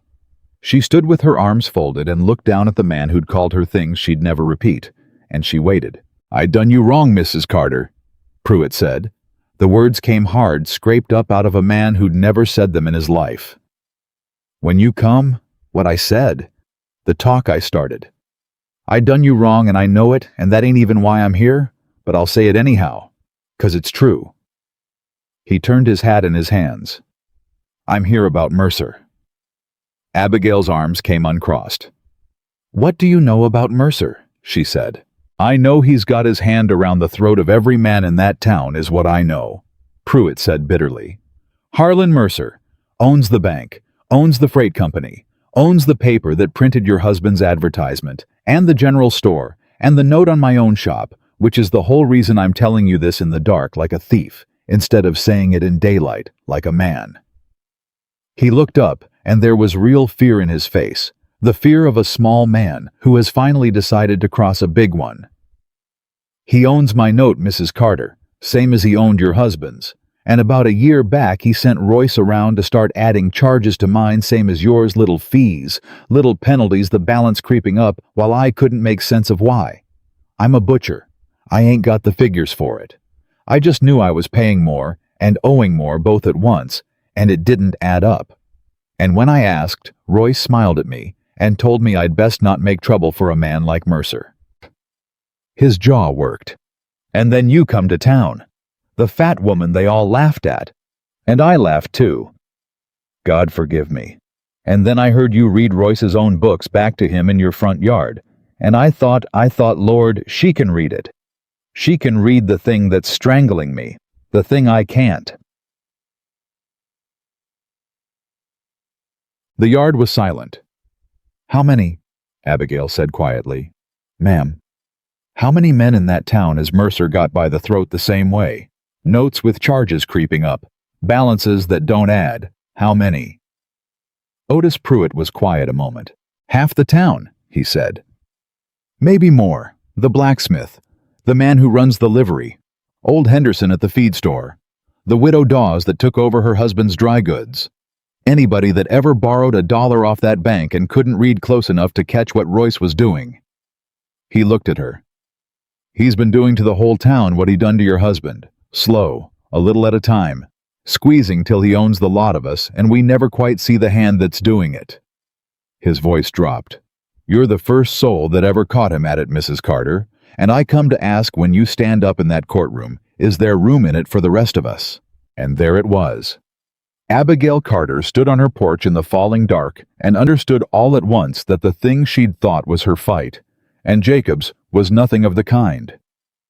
It had never been one farm. It had never been one widower too grieved to read his mail. It was a whole town being bled white an inch at a time by a man too powerful to question. And she, the woman they had all laughed at, the woman not one of them would hire, was the only person among them who could read the wound. She came down off the porch. She walked up to Otis Pruitt, this big, cruel, frightened man who had wronged her and come to say so, and she put out her hand. "Mr. Pruitt," she said, "bring me your bank papers, every one, and tell the blacksmith and the livery man and old Henderson and the widow Dawes to bring me theirs every scrap soon as they can carry them up this lane in the dark." Her hand closed on his. "I can read it. I can read every page of it. And if Harlan Mercer has done to all of you what he did to my husband, then we are not going to walk into that courthouse with one stolen farm. We are going to walk in with the whole town's robbery laid out in a ledger, and we are going to make Judge Amos Pickett choose in the open in front of God and everybody whether he serves the law or whether he serves Harlan Mercer." She gripped his hand hard. "You came to the right woman, Mr. Pruitt. You came 4 months too late to spare me your laughing. But you came to the right woman." Otis Pruitt's eyes were wet. He didn't bother to hide it. "Yes, ma'am," he said. "I believe I did." They came up the lane in the dark all that week. They came the way Pruitt had on foot, at dusk shamefaced frightened, clutching their flour sacks and cigar boxes and bundles of unread mail. The working people of Harlan, the small tradesmen and widows and shopkeepers, who had borrowed against their livelihoods and been quietly robbed for it, all of them too, unlettered in a banker's arithmetic, to prove what they could feel in their empty pockets was being done to them. The blacksmith came. The liveryman came. Old Henderson from the feed store came near 80, and weeping that he'd thought he was going senile, thought he was misremembering his own payments, when all along it had been Royce's pencil. The widow Dawes came with 2 years of statements in her dead husband's strongbox, and Abigail read all of it. She read by lamplight, night after night, her eyes gone red, and her hand cramped around the pencil. And she built them each a ledger. The way she'd built Jacob's clean square, sourced to paper the theft laid out in a straight black line a child could follow. 11 families. 11 separate robberies. And as the ledgers piled up on the kitchen table, a pattern rose out of them so plain and so damning that even Jacob, who had no head for figures, could see it. Once she pointed the same hand, the same fees, the same creeping interest on interest, the same method applied over and over to every soul in that town, too poor or too unlettered to fight back. It was not a series of mistakes. It could not be. It was a machine. It was one man's machine for swallowing a town $1 at a time, and Lyle Royce had been the hand that fed it, and Harlan Mercer had been the mind that built it. "This is bigger than a foreclosure," Abigail said to Jacob late on the night before the trial, the last ledger finished, and the lamp burned low. "You understand that now. If we win Monday, we don't just save this farm. We break his machine. Every family that brought me their papers gets their money back, and their note set right. The whole town gets out from under him at once." She rubbed her aching eyes. "And if we lose?" "We won't lose," Jacob said. "If we lose," she said, because she would not let him believe a thing just because he needed to, "then every one of those families just walked up our lane in the dark and put their name to an accusation against the most powerful man in the county. And he will know who they are, and he will make them pay for it, slow the way he does everything." She looked at the stack of ledgers. "So we cannot lose Jacob. It's not about us anymore. There's 11 families' whole lives sitting in those papers, and they trusted them to the one woman in this county nobody would hire." Her voice caught just slightly just once. "Nobody would hire me. For 2 years. And now 11 families have laid their last hope on my kitchen table because I'm the only one who can read it." She pressed the heels of her hands to her eyes. "I'm so tired, Jacob." And Jacob Carter crossed the kitchen, and for the first time since the day she'd walked up his lane with 2 patched suitcases, he put his arms around his wife. She went still. "You're the strongest person I ever met," he said into her hair. "You're the smartest and the strongest and the kindest, and I spent the first month you were here too blind and too broke down to see one bit of it. I advertised for a woman to feed my hogs." His voice broke. "And God sent me the one person on this earth who could save a whole town. I don't know what I did to deserve it. I don't reckon I did anything, but I'm going to spend the rest of my life trying to be worth it." He held her tighter. "We're not going to lose Abigail. Not because we can't. Because I won't let those 11 families down, and I won't let you down, and Monday morning, I'm going to walk into that courthouse beside you, and we are going to take Harlan Mercer's machine apart in front of the whole county, together." Abigail Carter, who had not let herself be held in 2 long years, who had walked from cruel town to cruel town with her spine straight and her chin level and her grief locked up tight where no one could use it against her, turned in her husband's arms and put her face against his chest and let herself for one moment be held. "Together," she said. The first Monday of October came up cold and bright. They drove into Harlan in the wagon with the ledgers in a strongbox under the seat, Jacob's and the 11 others, and the original sack of Royce's own incriminating mail. And they did not drive in alone. Harold Vance fell in behind them at the county road on his sorrel mare. Tom Eddings fell in behind Vance. By the time they reached the edge of town, there were 24 wagons and riders strung out down the road behind the Carters, the whole green-fed, drought-surviving, hard-used farming half of Cedar County, riding into the courthouse at the back of the fat woman they'd once laughed at, and the townspeople came out onto the boardwalks to watch them come, and not one of them was laughing now. The courthouse square was full. Word had gone all through the county the way word does, and they had come to see it, the foreclosure that the deputy marshal himself had refused to serve the farm wife, who claimed she could prove a bank had robbed half the town. Otis Pruitt stood on the courthouse steps with the blacksmith and the liveryman and old Henderson and the widow Dawes, the robbed and the ruined, waiting. And at the top of the steps in the courthouse door, flanked by 2 lawyers in town suits, stood a man Abigail had never seen but knew on sight because power has a way of standing that poverty never does. Harlan Mercer was a tall, silver-haired man of 60, with a long, clean-shaven face and pale eyes that went over the crowd of farmers below him with the mild, patient contempt of a man counting livestock. He was not afraid. That was the thing Abigail saw first and understood deepest as she climbed down from the wagon. Harlan Mercer was not afraid, not even a little, because Harlan Mercer had been buying judges and ruining poor men for 30 years and had never once lost. And he looked down at the woman climbing out of the farm wagon with her strong box of paper, exactly the way every man in this story had looked at her from the very first day, like she was nothing. Lyle Royce stood at his master's shoulder, and Royce at least was sweating. Jacob came around the wagon and took the strong box, and Abigail straightened her gray dress and settled her shawl, and the 2 of them stood at the bottom of the courthouse steps and looked up at Harlan Mercer and his lawyers in the door. "That's him," Jacob said low. "That's Mercer." "That's him," Abigail agreed. "He don't look worried." "No," Abigail said. "He doesn't." And she took the strong box from Jacob's hands and held it against herself, 11 families' lives and her own father's memory, and 4 years of being called nothing, all locked up in one iron box, and she set her foot on the bottom step.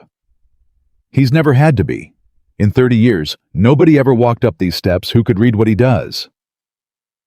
She climbed the 2nd step, and the 3rd, the crowd going quiet around her, the whole square, watching the fat woman in the gray dress climb toward the silver-haired man in the door. "Let's go introduce ourselves." And Abigail Carter climbed the courthouse steps with her strongbox in her arms, past the staring crowd, past the witnesses who'd ridden in behind her, up to where Harlan Mercer waited with his bought lawyers and his 30 years of never losing, and she stopped 1 step below him, so that even now, even here she had to look up at him, and she did look up at him level and unafraid, and she spoke in a voice pitched to carry clear across that silent square. "Mr. Mercer," she said, "my name is Abigail Carter. You've never heard it because I'm nobody. I'm a fat farm wife your man tried to throw off her land." She lifted the strong box slightly. "But I can read, Mr. Mercer. I can read every page you ever wrote. And in about 1 hour in front of this judge and this whole county, I'm going to teach all of them to read it too." Harlan Mercer smiled at her the way a man smiles at a child who said something precocious. "Mrs. Carter," he said, and his voice was smooth and warm, and carried the easy authority of a man who had never once been made to wait for anything. "You've had a difficult season, I understand. Grief makes people say dramatic things. I'll forgive the theatrics." He let his pale eyes drift just once over her gray dress and her strongbox and the breadth of her that old familiar flick, the measuring and the dismissing, all in one motion. "Why don't you go on inside and sit down and let the lawyers sort out the figures? These things are very complicated, more complicated than a farm wife has cause to worry herself over." "They're not complicated at all, Mr. Mercer," Abigail said. "That's the lie you've sold this whole town for 30 years, that it's complicated. That a working man can't be expected to follow it. That he ought to just trust the bank and sign where you point." She climbed the last step so that now she stood level with him in the doorway, and the crowd below pressed in to hear. It's not complicated. It's 8% on what a man borrowed less what he paid. That's all a loan is. Everything past that, Mr. Mercer, every fee, every penalty, every dollar of interest you charged on charges that were never lawful, that's not complication. That's just a thief counting on nobody being able to add. The smile stayed on Mercer's face, but it stopped reaching his eyes. "Inside, Mrs. Carter," he said, and the warmth had cooled by half. "Before you embarrass yourself further." The courtroom of Harlan County was a plain square room with a low ceiling and a wood stove in the corner, and by the time they had all filed in, it was packed wall to wall and breathless, every bench full, and men standing 3 deep along the back, the farmers on one side and the townsfolk on the other, and the whole county crammed in between to watch. Judge Amos Pickett took the bench at 10 o'clock sharp, a broad, gray, heavy-browed man of 70 with a face that gave away nothing. A circuit judge who had ridden this territory for 30 years and seen his expression suggested every kind of fool and every kind of liar that God had thought to make. Deputy Marshal Conley was there in the front row, his star on his coat and his tired eyes steady. He had come as he'd promised. That steadied Abigail more than anything. Mercer's lawyers went first. They were good. Abigail would give them that.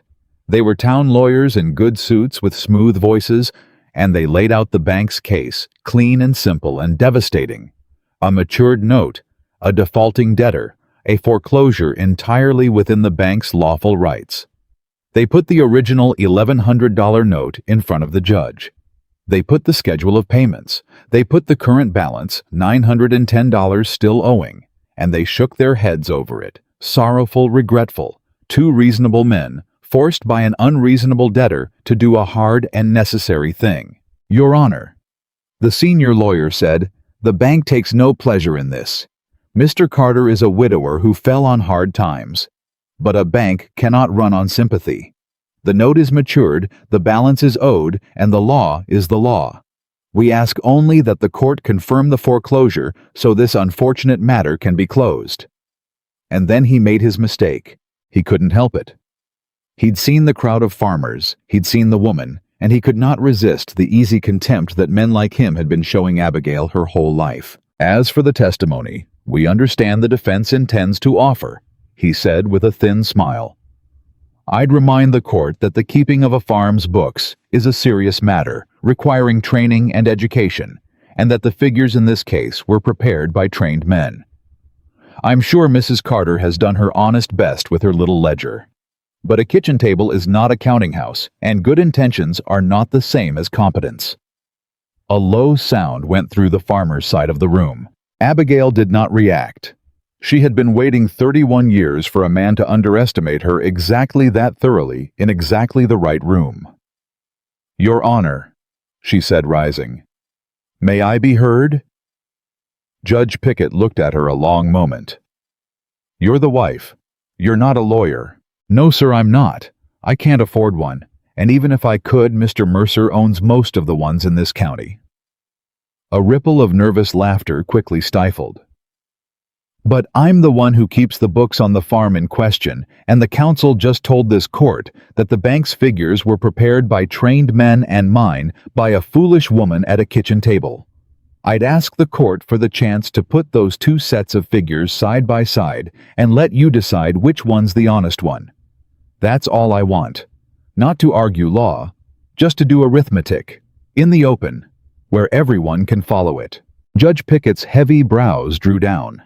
He looked at her, and he looked at Mercer's lawyers, and something moved behind his unreadable old face. Some instinct, some 30-year itch, that told him the smooth side of this case was a little too smooth. "It's arithmetic you want to do," he said. "Yes, sir, just arithmetic." "In my courtroom." "In your courtroom, sir, where Mr. Mercer can't add a single fee to it without you seeing him do it." The room held its breath, and Judge Amos Pickett, who had ridden this circuit for 30 years, and had perhaps suspected for some part of them that not all was right with the Harlan County Bank, but had never once been handed the means to prove it, leaned back in his chair and folded his hands across his broad chest. "Then do your arithmetic, Mrs. Carter," he said. "Let's all of us learn something." Abigail Carter opened her strongbox. She did not pull out the 11 other families' ledgers. Not yet. She had thought about the order of this for 19 days, lying awake, and she knew that you do not start a man on the whole town's robbery before he believes in one. You start with one. You start with the one so plain and so clean that no soul in the room can argue it, and you let that one open their eyes, and then only then you show them it happened 11 more times. She started with Jacob's. She came to the front of the room with 2 papers, the original note and her clean ledger, and she asked the judge's leave to set them where the room could see, and she began to teach an entire courtroom to read. "Here's what Jacob Carter borrowed," she said, and her voice filled the low room, clear and steady and patient as a school teacher with a slow class. $1,100, 6 years ago, 8%. There's the note, there's his signature, there's the bank's. Nobody disputes it. Now. She moved to her ledger. "Here is every payment Jacob Carter made year by year, and I have a canceled check for each and every one in this box, which I'll hand up to your honor as I go. You add up 6 years of an honest man paying 8% on $1,100 less his payments. And do you know what he ought to owe today?" She let it hang. $341. That's the truth of it. $341, and Jacob Carter would be a free man inside 2 years. She turned to the bank's lawyers. "But these trained men say he owes $910. So somewhere between my $341 and their $910, there's $569 that came from somewhere." She lifted the bank's own statements out of the box one by one. "And I can tell you exactly where because they wrote it down. A $2 filing fee here, a $5 inspection charge there, a $15 penalty on a payment Jacob made on time, and I have the canceled check. Your Honor dated and stamped that proves he made it on time, which I'll hand up now." She handed it up. The judge took it. And then, and this is the part I'd ask the court to mark, they began charging interest on the fees, and then interest on that interest. Compound month on month a fee, breeding a fee, until $569 of pure invention sat stacked on top of an honest man's honest debt. She set the last statement down. "That's not arithmetic, Your Honor. That's a machine for making a small debt into a large one. And it was built on purpose. And I can prove it was built on purpose because the man who built it wrote a letter." The room had gone so silent that the wood stove's ticking sounded loud. "Objection," said the senior lawyer, but his voice had lost its smoothness. "Your Honor, this letter, whatever it is, has not been—" "I'd like to see the letter," Judge Pickett said. "Your Honor, I'd like to see the letter, counsel. Sit down." Abigail handed it up, and for the second time that letter was read aloud in a quiet room. But this time it was Judge Amos Pickett who read it to himself first, his heavy face going still, and then hard, and then read it aloud to the whole packed courtroom in a flat, dry voice that fell on Harlan Mercer like stones. "The most valuable, undervalued parcel in the county, worth 4 times the note. The widower has ceased to manage his correspondence since his wife's death and is unlikely to scrutinize his accounts. With judicious additional charges, the balance can be brought to foreclosure within 24 months, securing the property at a fraction of value." When the judge finished, he set the letter down and he looked over the top of his spectacles, and he did not look at Lyle Royce. He looked at Harlan Mercer. "This letter is addressed to you, sir," Pickett said. "By name, Mr. Mercer. It's a proposal to defraud a grieving man of his land by burying him in false charges he was too bereaved to read. And it's signed by your agent and addressed to you." The judge's voice was very quiet now. "Did you answer this letter, Mr. Mercer?" Mercer rose, smooth, unhurried, a man who had bought his way out of worse. "Your Honor, I receive a great many letters. I employ Mr. Royce precisely so that I needn't trouble myself with the details of every account. If Mr. Royce exceeded his authority, that's a matter between the bank and Mr. Royce. It has nothing to do with—" "He's lying," said Lyle Royce. The whole room turned. Royce was on his feet, and his face was the gray white of a man who has just watched his master prepare smooth and unhurried to feed him to the wolves, and has understood in that instant exactly what 30 years of loyalty buys a hired man when the reckoning comes. "He answered it," Royce said, and his voice shook. "He answered every one of them in his own hand. I never added a fee in my life that Harlan Mercer didn't tell me to add in writing because he was too careful to ever say a thing out loud." Royce was breathing hard. "He told me to keep his answers. He said it protected us both, to keep the correspondence. So I kept it." He turned to the judge, and the words came pouring out of him now, the confession of a man who has decided that if he is going down, he will not go down alone. "I have a box, Your Honor, at my house. 2 years of Harlan Mercer's letters in his own hand, telling me which men to bleed and how much and how slow.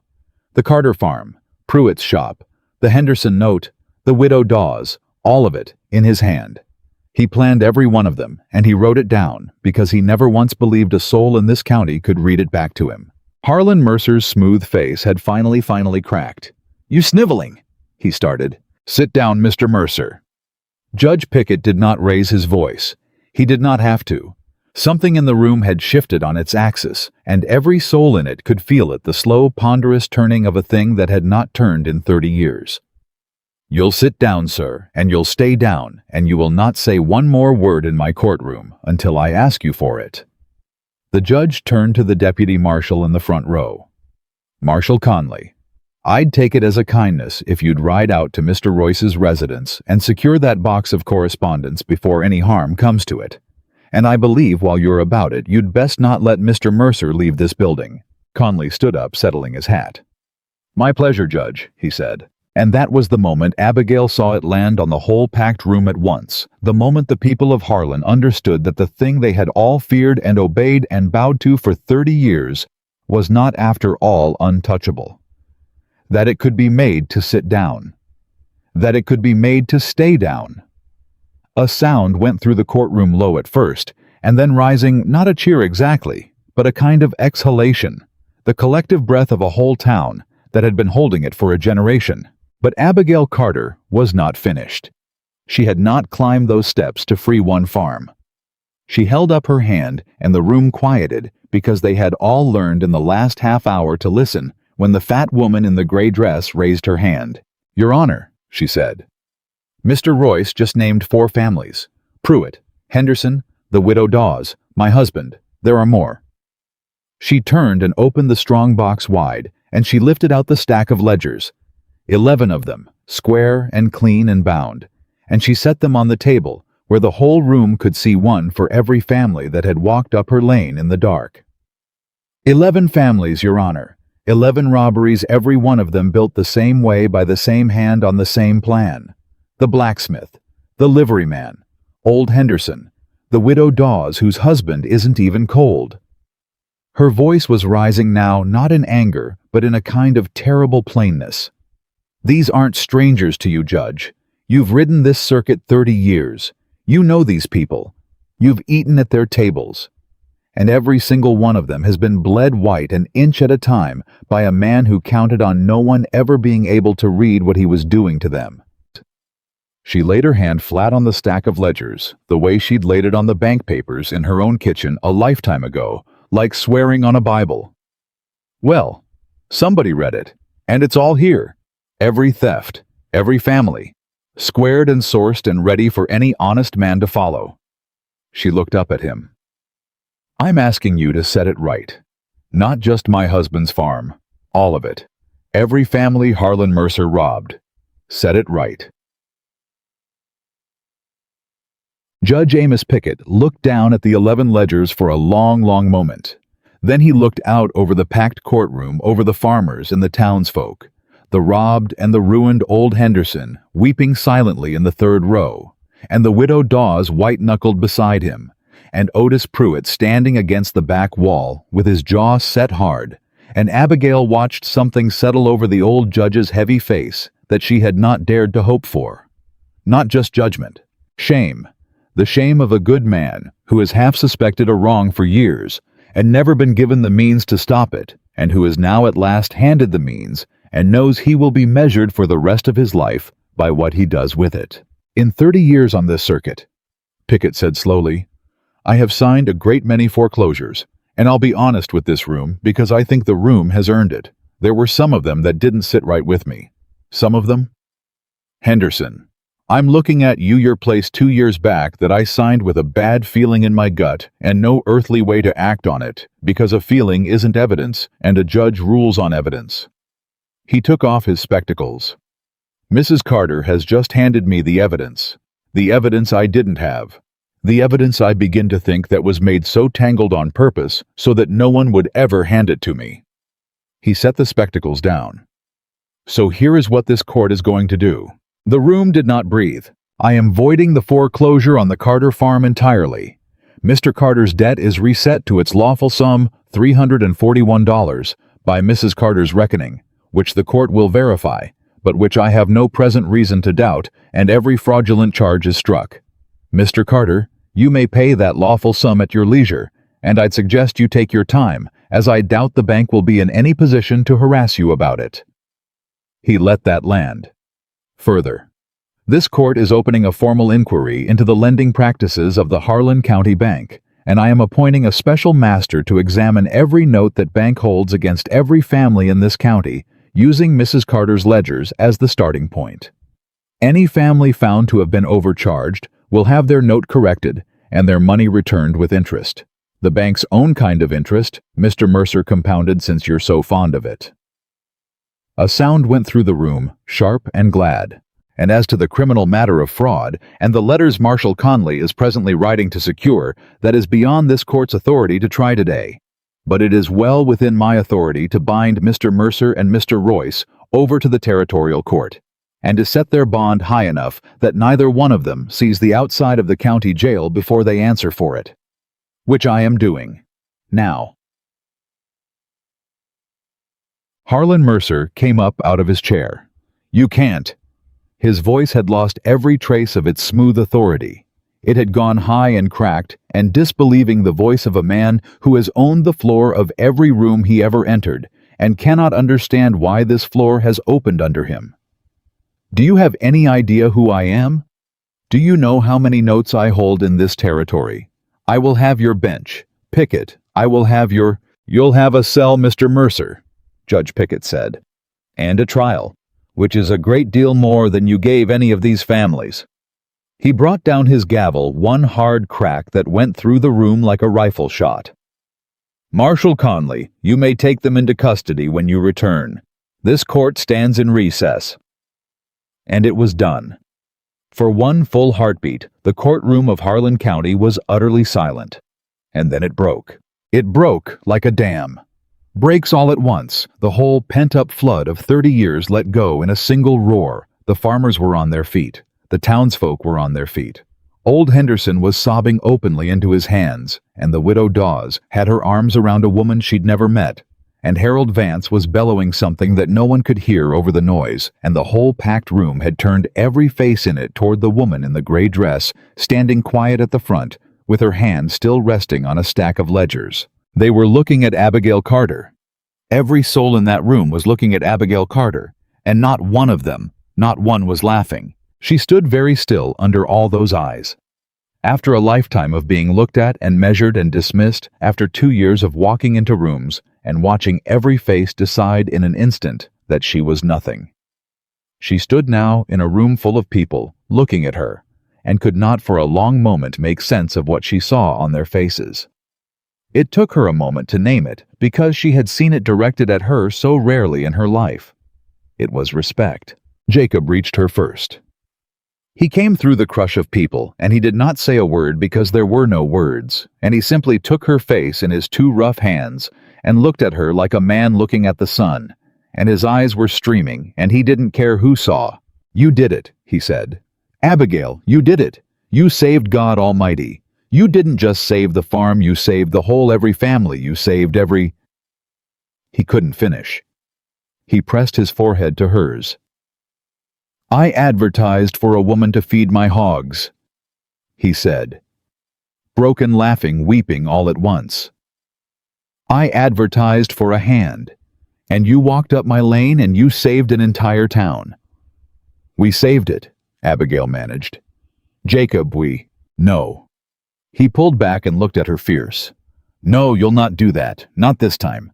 I carried that sack of papers 4 years and never opened it. You read it in one night. You built 11 ledgers by lamplight till your eyes bled.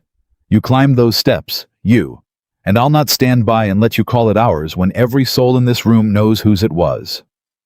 He turned, still holding her hand, and he raised his voice over the roar of the crowd, and Jacob Carter, who had been too proud to ask for help, too broken to read his own mail, too blind for a whole month to see what was standing in his own kitchen, said the thing that turned the tide of his own heart in front of the entire county.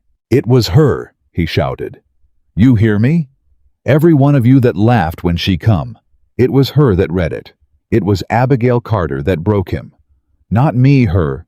And the courtroom roared its answer, and it was her name they were saying over and over, the name of the woman nobody would hire. It was Otis Pruitt who got to them next, shoving through the crowd, and the big butcher's face was a ruin of tears. He made no effort to hide.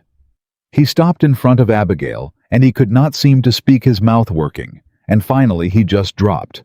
The big man dropped right there down onto one knee in front of her in the crowded courtroom and took her hand in both of his.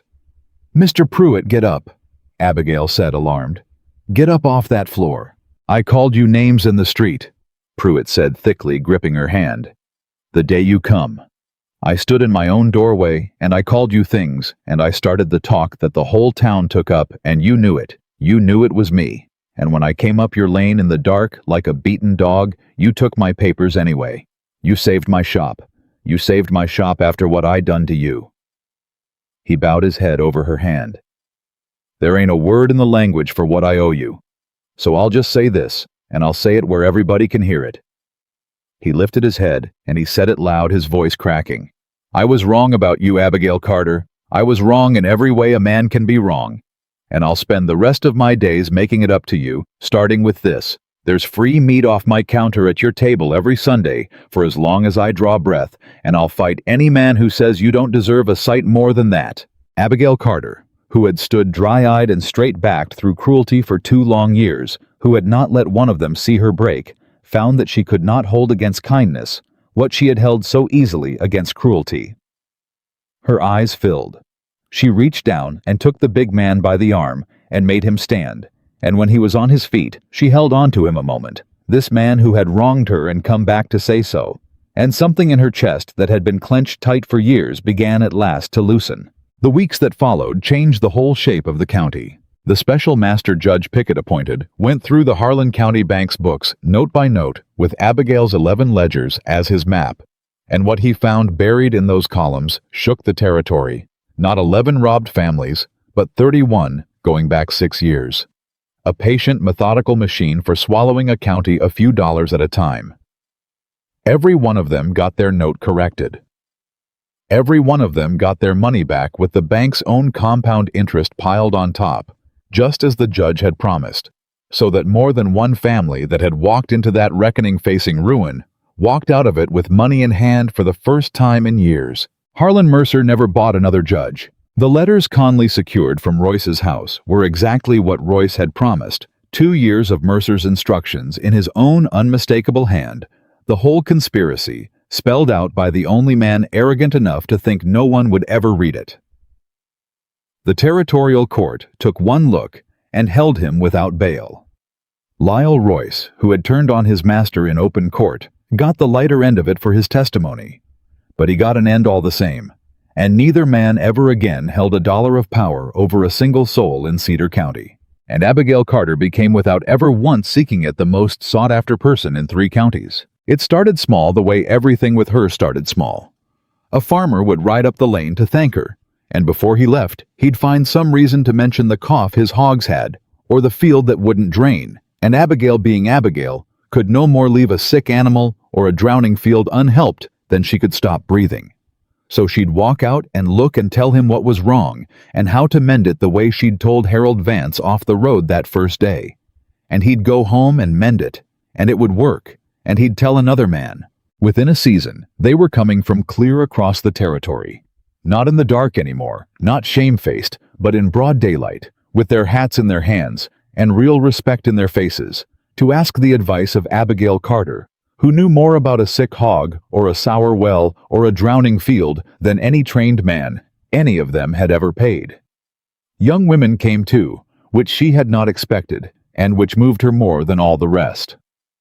Young farm wives and farmers' daughters, who had grown up being told the way she'd been told, that they were too big or too plain or too poor or too female to amount to anything, and who had heard the story of the fat woman who'd walked up a foreclosed lane with 2 suitcases and saved a town, and who wanted more than they wanted advice about hogs simply to stand in the same room as her and see with their own eyes that it was true. Abigail turned none of them away. She fed half of them supper, and the farm itself, the dying farm, the broke farm, the farm that had been 40 days from the auction block, bloomed under her hand the way everything did.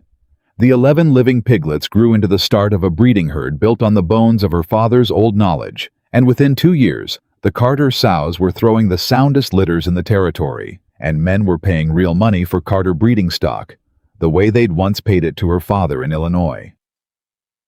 The drowned acre and a half of river bottom ground drained and turned became the richest cropland on the place. The mended barns held more every season. The bank jar on the kitchen shelf, which Abigail had started against a debt of $341, filled, and was emptied to pay that lawful debt in full inside the first year, and then filled again and stayed full because a farm run by Abigail Carter did not bleed money. It made it. But the thing that changed most in those 2 years was not the farm or the herd or the standing of the woman who'd built them. It was Jacob. He had started to change the day she dug the soot out of his chimney, though neither of them had known it then. He'd changed a little more every day, after every well dug, every ledger read, every night she'd sat up with a sick animal or a stack of papers while he watched her and slowly understood what manner of person fate had blown up his lane. By the time they stood together in that courtroom, the change was most of the way done. But it was in the quiet 2 years that followed the years of building and breeding and teaching and growing that Jacob Carter became fully the man Abigail's faith had been trying to make of him. He stopped deciding before he listened. That was the whole of it really, though. It had 1,000 small shapes. The proud, beaten, stubborn man who had once dug for 3 days in the wrong place, rather than trust a woman's willow stick. Learned slow, and then all at once to ask his wife what she thought. Before he did a thing, and more than that, to want to ask, to find that her mind was the place his own thoughts went to be tested and made better. They worked the farm side by side, not as a man and the hand he'd hired, but as 2 halves of one thing. And the neighbors who came to watch the Carter place grow remarked to one another that they had never seen a husband and wife so wholly partnered, so plainly built each into the other's strength. And somewhere in those 2 years, the marriage that had begun as a bargain, a cold advertisement, 2 patched suitcases, a deal struck across a kitchen table by 2 people with nothing left to lose, became, without either of them ever quite naming. The day it happened, a love. It was not a young love all declarations and fire. They were neither of them young, and they had both buried too much to mistake what they had for the easy thing the word usually meant. It was a love built the way Abigail built everything, slow-sourced an inch at a time, out of 10,000 small acts of trust and labor and respect. It was Jacob bringing her coffee at 2 in the morning during a farrowing without being asked. It was Abigail leaving the warmest place by the stove for him on a hard winter night. It was the way they had stopped somewhere along the way, being 2 people who happened to share a roof, and become 2 people who could not imagine the roof without the other one under it. He told her finally, on an ordinary evening, 2 years after the trial, sitting on the back step, where they'd passed the tin of salve between their split and bleeding hands that first week, watching the sun go down over the green and thriving farm she had built out of his ruin. "I've been trying to find the right words for 2 years, Jacob said. "And I reckon there ain't any, so I'll just say the plain ones." He took her hand, the same hand he'd shaken across the kitchen table the day they made their deal. "I love you, Abigail. Not 'cause you saved the farm, though you did. Not 'cause you saved the town, though you did that too. I love you 'cause you're the finest person I ever knew or ever will, And I got the dumb blind luck to advertise for a hand and have God send me a queen, and I'd marry you 100 times over, and every single one of 'em for love not pigs." His voice broke. "I'm sorry it took me so long to see you. The whole world was too blind to see you, and I was the blindest of the lot right up until you walked up my lane and saved my life. I'm sorry, and I love you, and I'd be honored if you'd let me spend whatever years I got left proving I finally learned to look." Abigail Carter looked at her husband in the long gold light, and at the farm spread out green and living all around them. The farm that had been a graveyard of dead piglets, and a sour well, and a sack of unread papers. The day she came, and that was now the finest piece of ground in the county, and a refuge for every struggling soul who climbed its lane. And she thought of the girl she'd been reading off a feed ledger at her father's knee, and the woman she'd become, walking from cruel town to cruel town, with her grief locked up tight, and her chin held level, told over and over by the whole wide world that she was nothing, that she was no good, that she was a punchline and not a person. And she put her head on her husband's shoulder, there on the back step in the dying light, and for the first time in longer than she could remember, Abigail Carter felt all the way down to the bottom of her, like she was exactly where she belonged. "I love you too, Jacob," she said. "And I'll tell you what my father told me the last thing he ever said before the fever took him." She laced her worn, strong fingers through his. "He said, Abby, there's going to be a whole world that tries to tell you what you're worth by looking at you. And every last one of them is going to be wrong. Your worth isn't in what they see when you walk in a room. It's in what's left standing after you walk out." She squeezed his hand. "Look what's left standing, Jacob. Look what we built." She smiled, and there were tears in it, but they were not the old kind. "Let 'em laugh. Let the whole world laugh.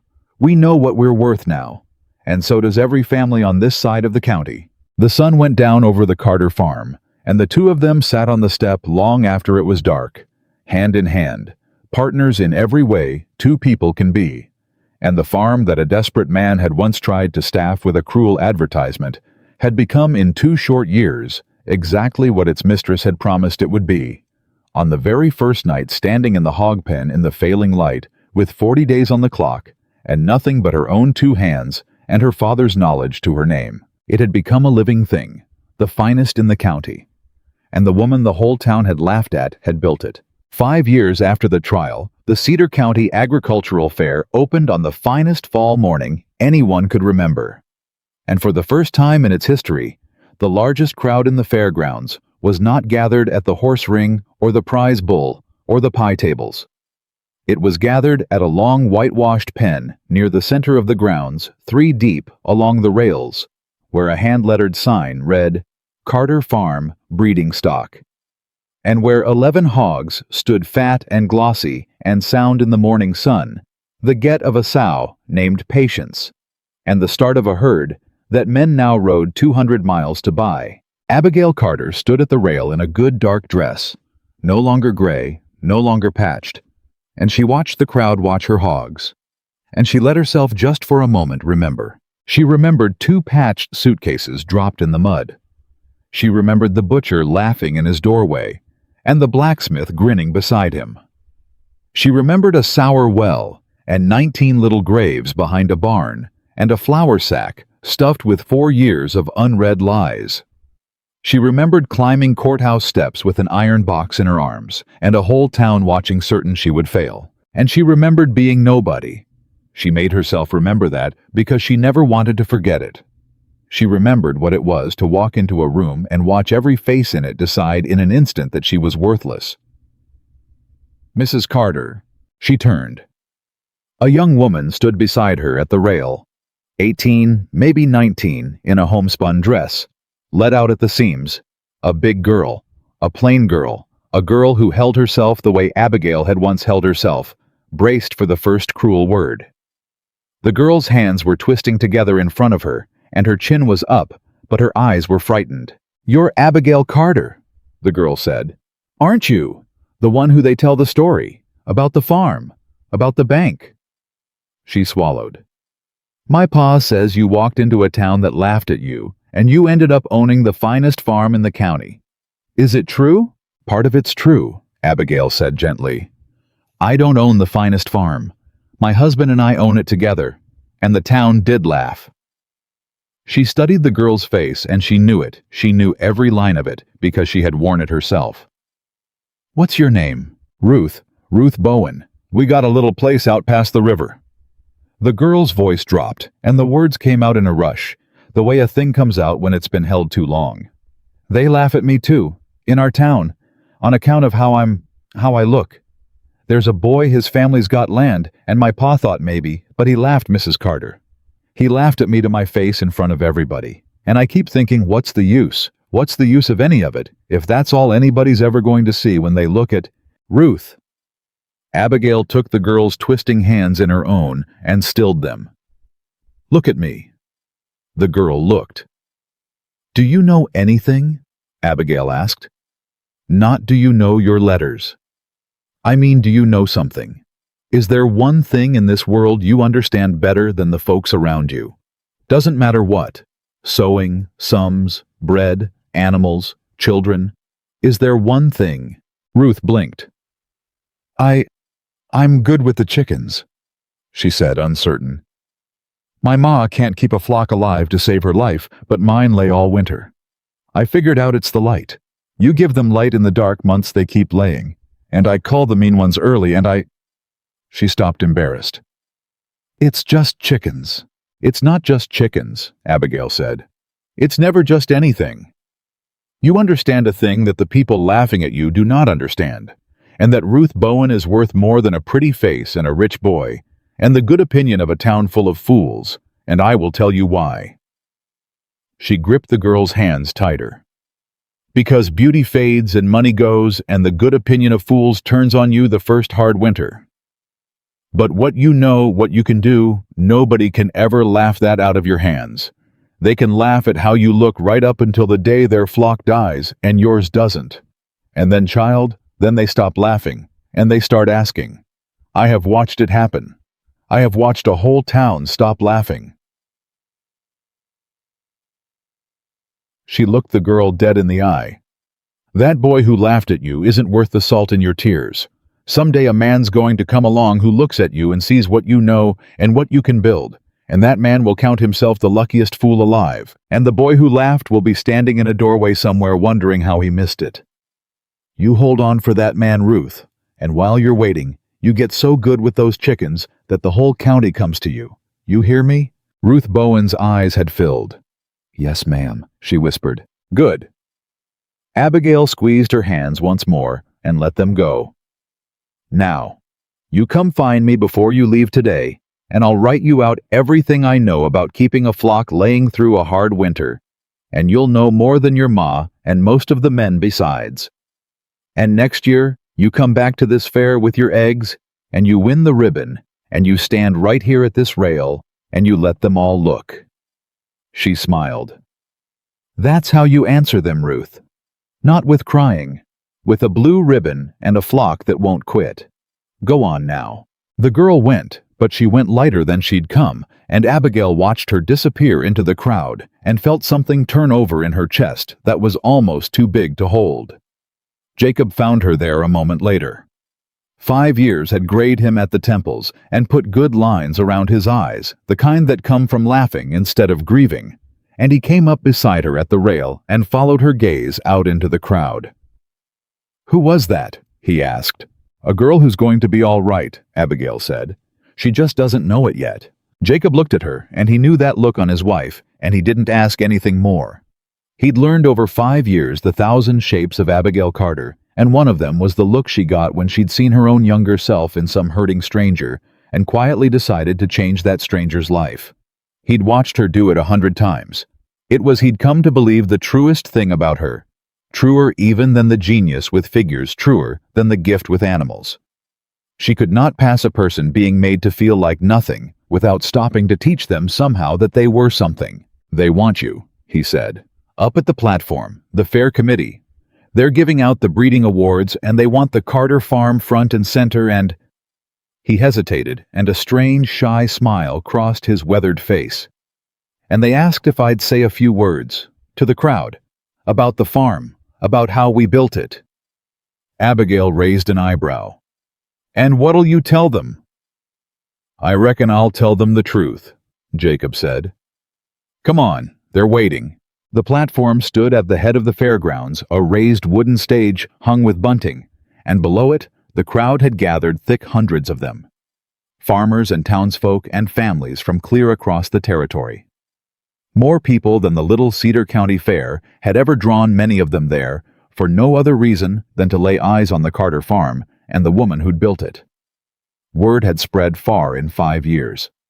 The story had grown in the telling, the way true stories do, until people who'd never set foot in Harlan knew some version of it: the fat widow with the 2 suitcases, the bank that robbed a town, the foreclosure broken by a woman who could read what no one else could. And in that crowd near the front stood faces Abigail knew. Harold Vance was there, gray now himself. His own herd thriving these 5 years on the methods she'd taught him, standing with his hat over his heart. Otis Pruitt was there, the big butcher, who had kept his courtroom vow every Sunday for 5 years, and never once let the Carter table go without Pruitt, who had become, of all the unlikely things, one of her dearest friends, a man transformed so completely by his own shame and her own grace that the cruel laugher of the first day was not even a memory anyone bothered to keep. Old Henderson was there, alive and solvent, and beaming, his note set right and his money returned, 5 years gone. The widow Dawes was there, no longer struggling, her dry goods store the busiest in town. Tom Eddings, the blacksmith, the liveryman. 31 families, or what was left and grown of them, the whole county that one woman's reading had pulled back from ruin. And Deputy Marshal Conley was there too. Retired now, leaning on a cane at the edge of the crowd. The tired old lawman who had gotten down off his gray horse that morning and refused to serve a fraud, who came to the Carter farm every Christmas now and sat by their stove and told Jacob every single year that the finest day of his 30-year career was the day a fat farm wife handed him 3 pieces of paper in a dusty yard and taught him to read a thief. Harlan Mercer was not there. Harlan Mercer had died 2 years past in the Territorial Penitentiary. His empire broken into pieces and sold off and scattered. His name become a thing. Parents in Cedar County used to teach their children what greed comes to. Lyle Royce had left the territory the day he got out and never been heard from again. The machine that had swallowed a county $1 at a time was gone, dismantled every piece of it by the woman now climbing the platform steps in her good dark dress. The fair committee chairman said some words Abigail didn't much hear, and there was applause and a blue ribbon pinned to the Carter Farms banner for finest breeding stock in the territory the 3rd year running. And then the chairman stepped back and gestured to Jacob and Jacob. Carter walked to the front of the platform and looked out over the hundreds of upturned faces, and Abigail saw her husband, the proud, beaten, stubborn man who had once been too ashamed to ask a neighbor for help, who had advertised for a wife the way a man orders a tool stand straight and easy before the largest crowd of his life, and she understood how far he too had come. "Most of you know me," Jacob began, "or know of me. Jacob Carter. 5 years back, my farm was 40 days from the auction block. The bank had me buried in a debt I couldn't read and couldn't pay. My hogs were dying. My well was poison, and I'd given up. I want to be plain about that, because there's men in this crowd today who've been where I was, and I'd not have a one of you think I was too strong for it. I wasn't. I was done. I was a beaten man waiting on the end." The crowd was silent. He had them. "So I did a shameful thing," Jacob said. "I put an advertisement in the paper. Some of you remember it. I'm not proud of the words, so I'll say them out loud one more time and then never again. I wrote that I needed a wife willing to cook clean and feed the pigs." He let that sit ugly in the open air. "That's what I wrote. I didn't want a wife. I wanted free labor. I wanted a hand I didn't have to pay to do the dirty work while I drowned. That's the kind of man I was 5 years ago. I want you all to know it so you'll understand the rest." He turned and he looked back at Abigail where she stood at the back of the platform, and his voice changed. "And the whole town laughed when she answered," he said. "You laughed. I'll not name names because half the men who laughed loudest are standing here today owing her their whole living, and I reckon they've punished themselves enough. But you laughed." A woman got down off the freight wagon with 2 suitcases tied up in twine. A woman folks said was too big and too plain and too poor to be worth a second look. And the whole town had itself a fine laugh at the desperate fool Jacob Carter and the fat woman he'd advertised for. He turned back to the crowd, and there was iron in him now. "I'm going to tell you what that woman did," Jacob said. "In her first hour on my place, she found the poison in my well that 4 years of grief had blinded me to. In her first week, she had my dying hogs eating and drinking clean and putting on flesh. She drained 1.5 acres of river-bottom ground. My daddy and his daddy let drown for 40 years, and she turned it into the best cropland in the county. When the drought came and burned up every field from here to the river, ours stood green because months before, when every man, including me, thought she was wasting her time, she'd had us dig and ditch and store against it. Half the families in this crowd fed their stock through that drought on her say-so. You know who you are. You know it's true." A low sound of assent moved through the crowd, and men were nodding, and more than one was wiping his eyes. "And then," Jacob said, "when the bank came to take it all anyway, when their man stood in my yard with a marshal and a foreclosure paper, that woman opened a flour sack full of lies. I'd been too broke down to read, and she'd already read every page of it. By lamplight, in the dark. She'd built a ledger that laid the whole theft out plain. And not just my theft. 11 families came up our lane in the dark, frightened, robbed, unable to prove what they could feel in their empty pockets, and she read every one of their papers too, and built every one of them a ledger until she walked into that courthouse with the whole county's robbery laid out in a box. And she stood at the bottom of those courthouse steps, and she looked up at the most powerful man in this territory, a man who'd never lost a man, who'd bought judges for 30 years. And do you know what she told him?" Jacob's voice broke, and he let it in front of everyone. She told him, "I'm nobody. I'm a fat farm wife your man tried to throw off her land. But I can read, and I'm going to teach this whole county to read it too." He had to stop a moment. The crowd waited. And she did. She broke him. She broke Harlan Mercer where 30 years of honest men had failed, and she gave 31 families back their farms and their shops and their lives, and she never once asked a thing for herself in the doing of it. He wiped his face openly with the back of his hand. "So I want to clear something up here today, in front of all of you, because for 5 years I've heard folks call this the Carter Farm, and mean by it that I built it. Strangers come to buy our stock, and they shake my hand, and they say, 'Carter, you've built something fine here.' And every single time I tell them the same thing, and I'm going to tell it to all of you now so there's no mistaking it ever again." He turned, and he held out his hand to his wife, and Abigail. Carter walked from the back of the platform to the front, and took it, and stood beside him before the hundreds of upturned faces, and Jacob raised their joined hands, and spoke as loud and as clear as he had ever spoken in his life. "I thought I needed a wife to feed my pigs," Jacob Carter said. "What I needed, what I got by the grace of a God I'd stopped believing was listening, was a woman wise enough and strong enough to save my land, my neighbors, and my soul. This is not my farm. It never was. It's hers. It's Abigail's. And I am the luckiest man who ever advertised for a hand and got handed a queen instead." For one long heartbeat the fairgrounds were silent, and then the crowd rose. It rose the way the courtroom had risen 5 years before. All at once a roar that rolled across the fairgrounds and startled the horses at the far rail, hundreds of people on their feet, farmers and townsfolk, and the 31 families and the strangers who'd only heard the story, all of them on their feet and roaring, and the sound of it was her name. Abigail. Abigail Carter. Many of them had been in the crowd that first day. Many of them had laughed. And now they stood, and they roared for the woman they had laughed at, and the sound of it broke over Abigail, like a wave. 5 years, and a whole lifetime of being called nothing, washed clean away in the noise of a county on its feet, shouting that she was something after all. Abigail Carter stood on the platform with her husband's hand in hers, and looked out over all those faces, and she did not cry, though she could have. She had cried enough in her life. Instead she looked, and she let herself see them. really see them the way they had so rarely let themselves see her. Harold Vance with his hat over his heart. Otis Pruitt weeping like a child and not caring who saw. Old Henderson alive. The widow Dawes solvent.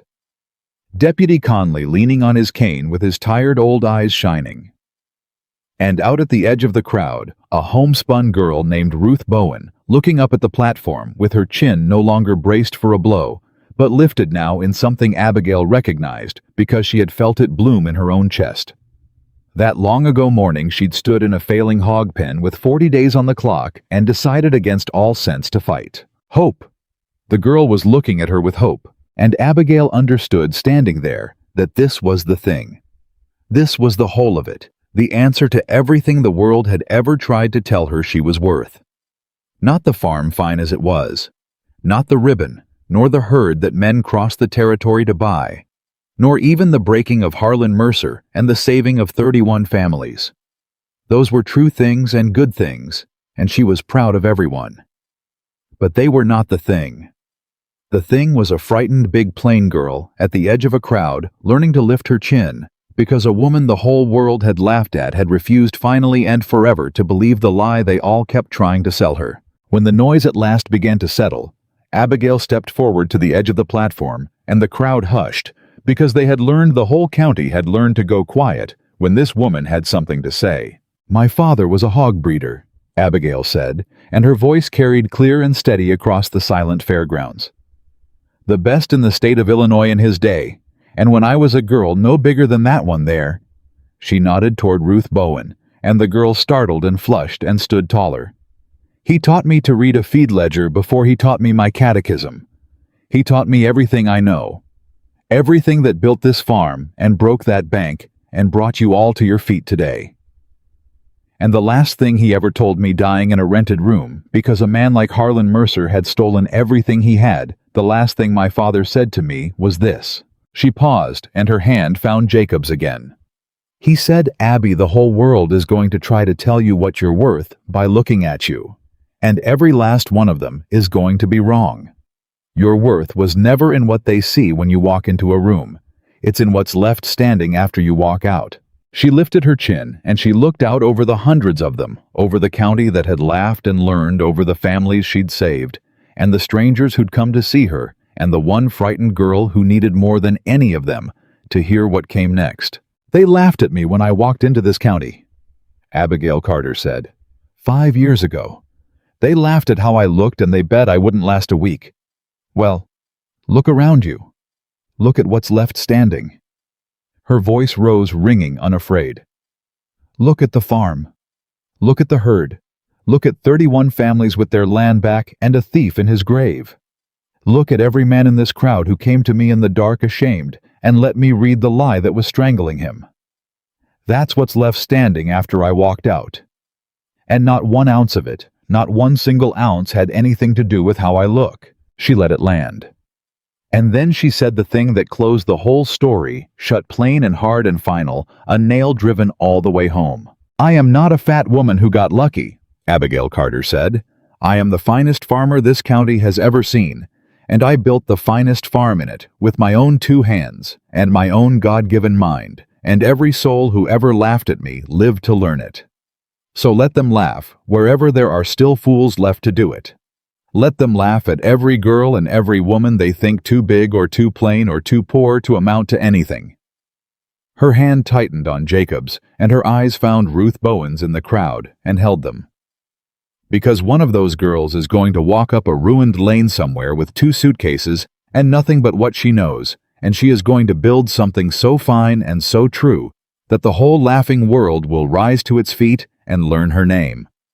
I am living proof of it.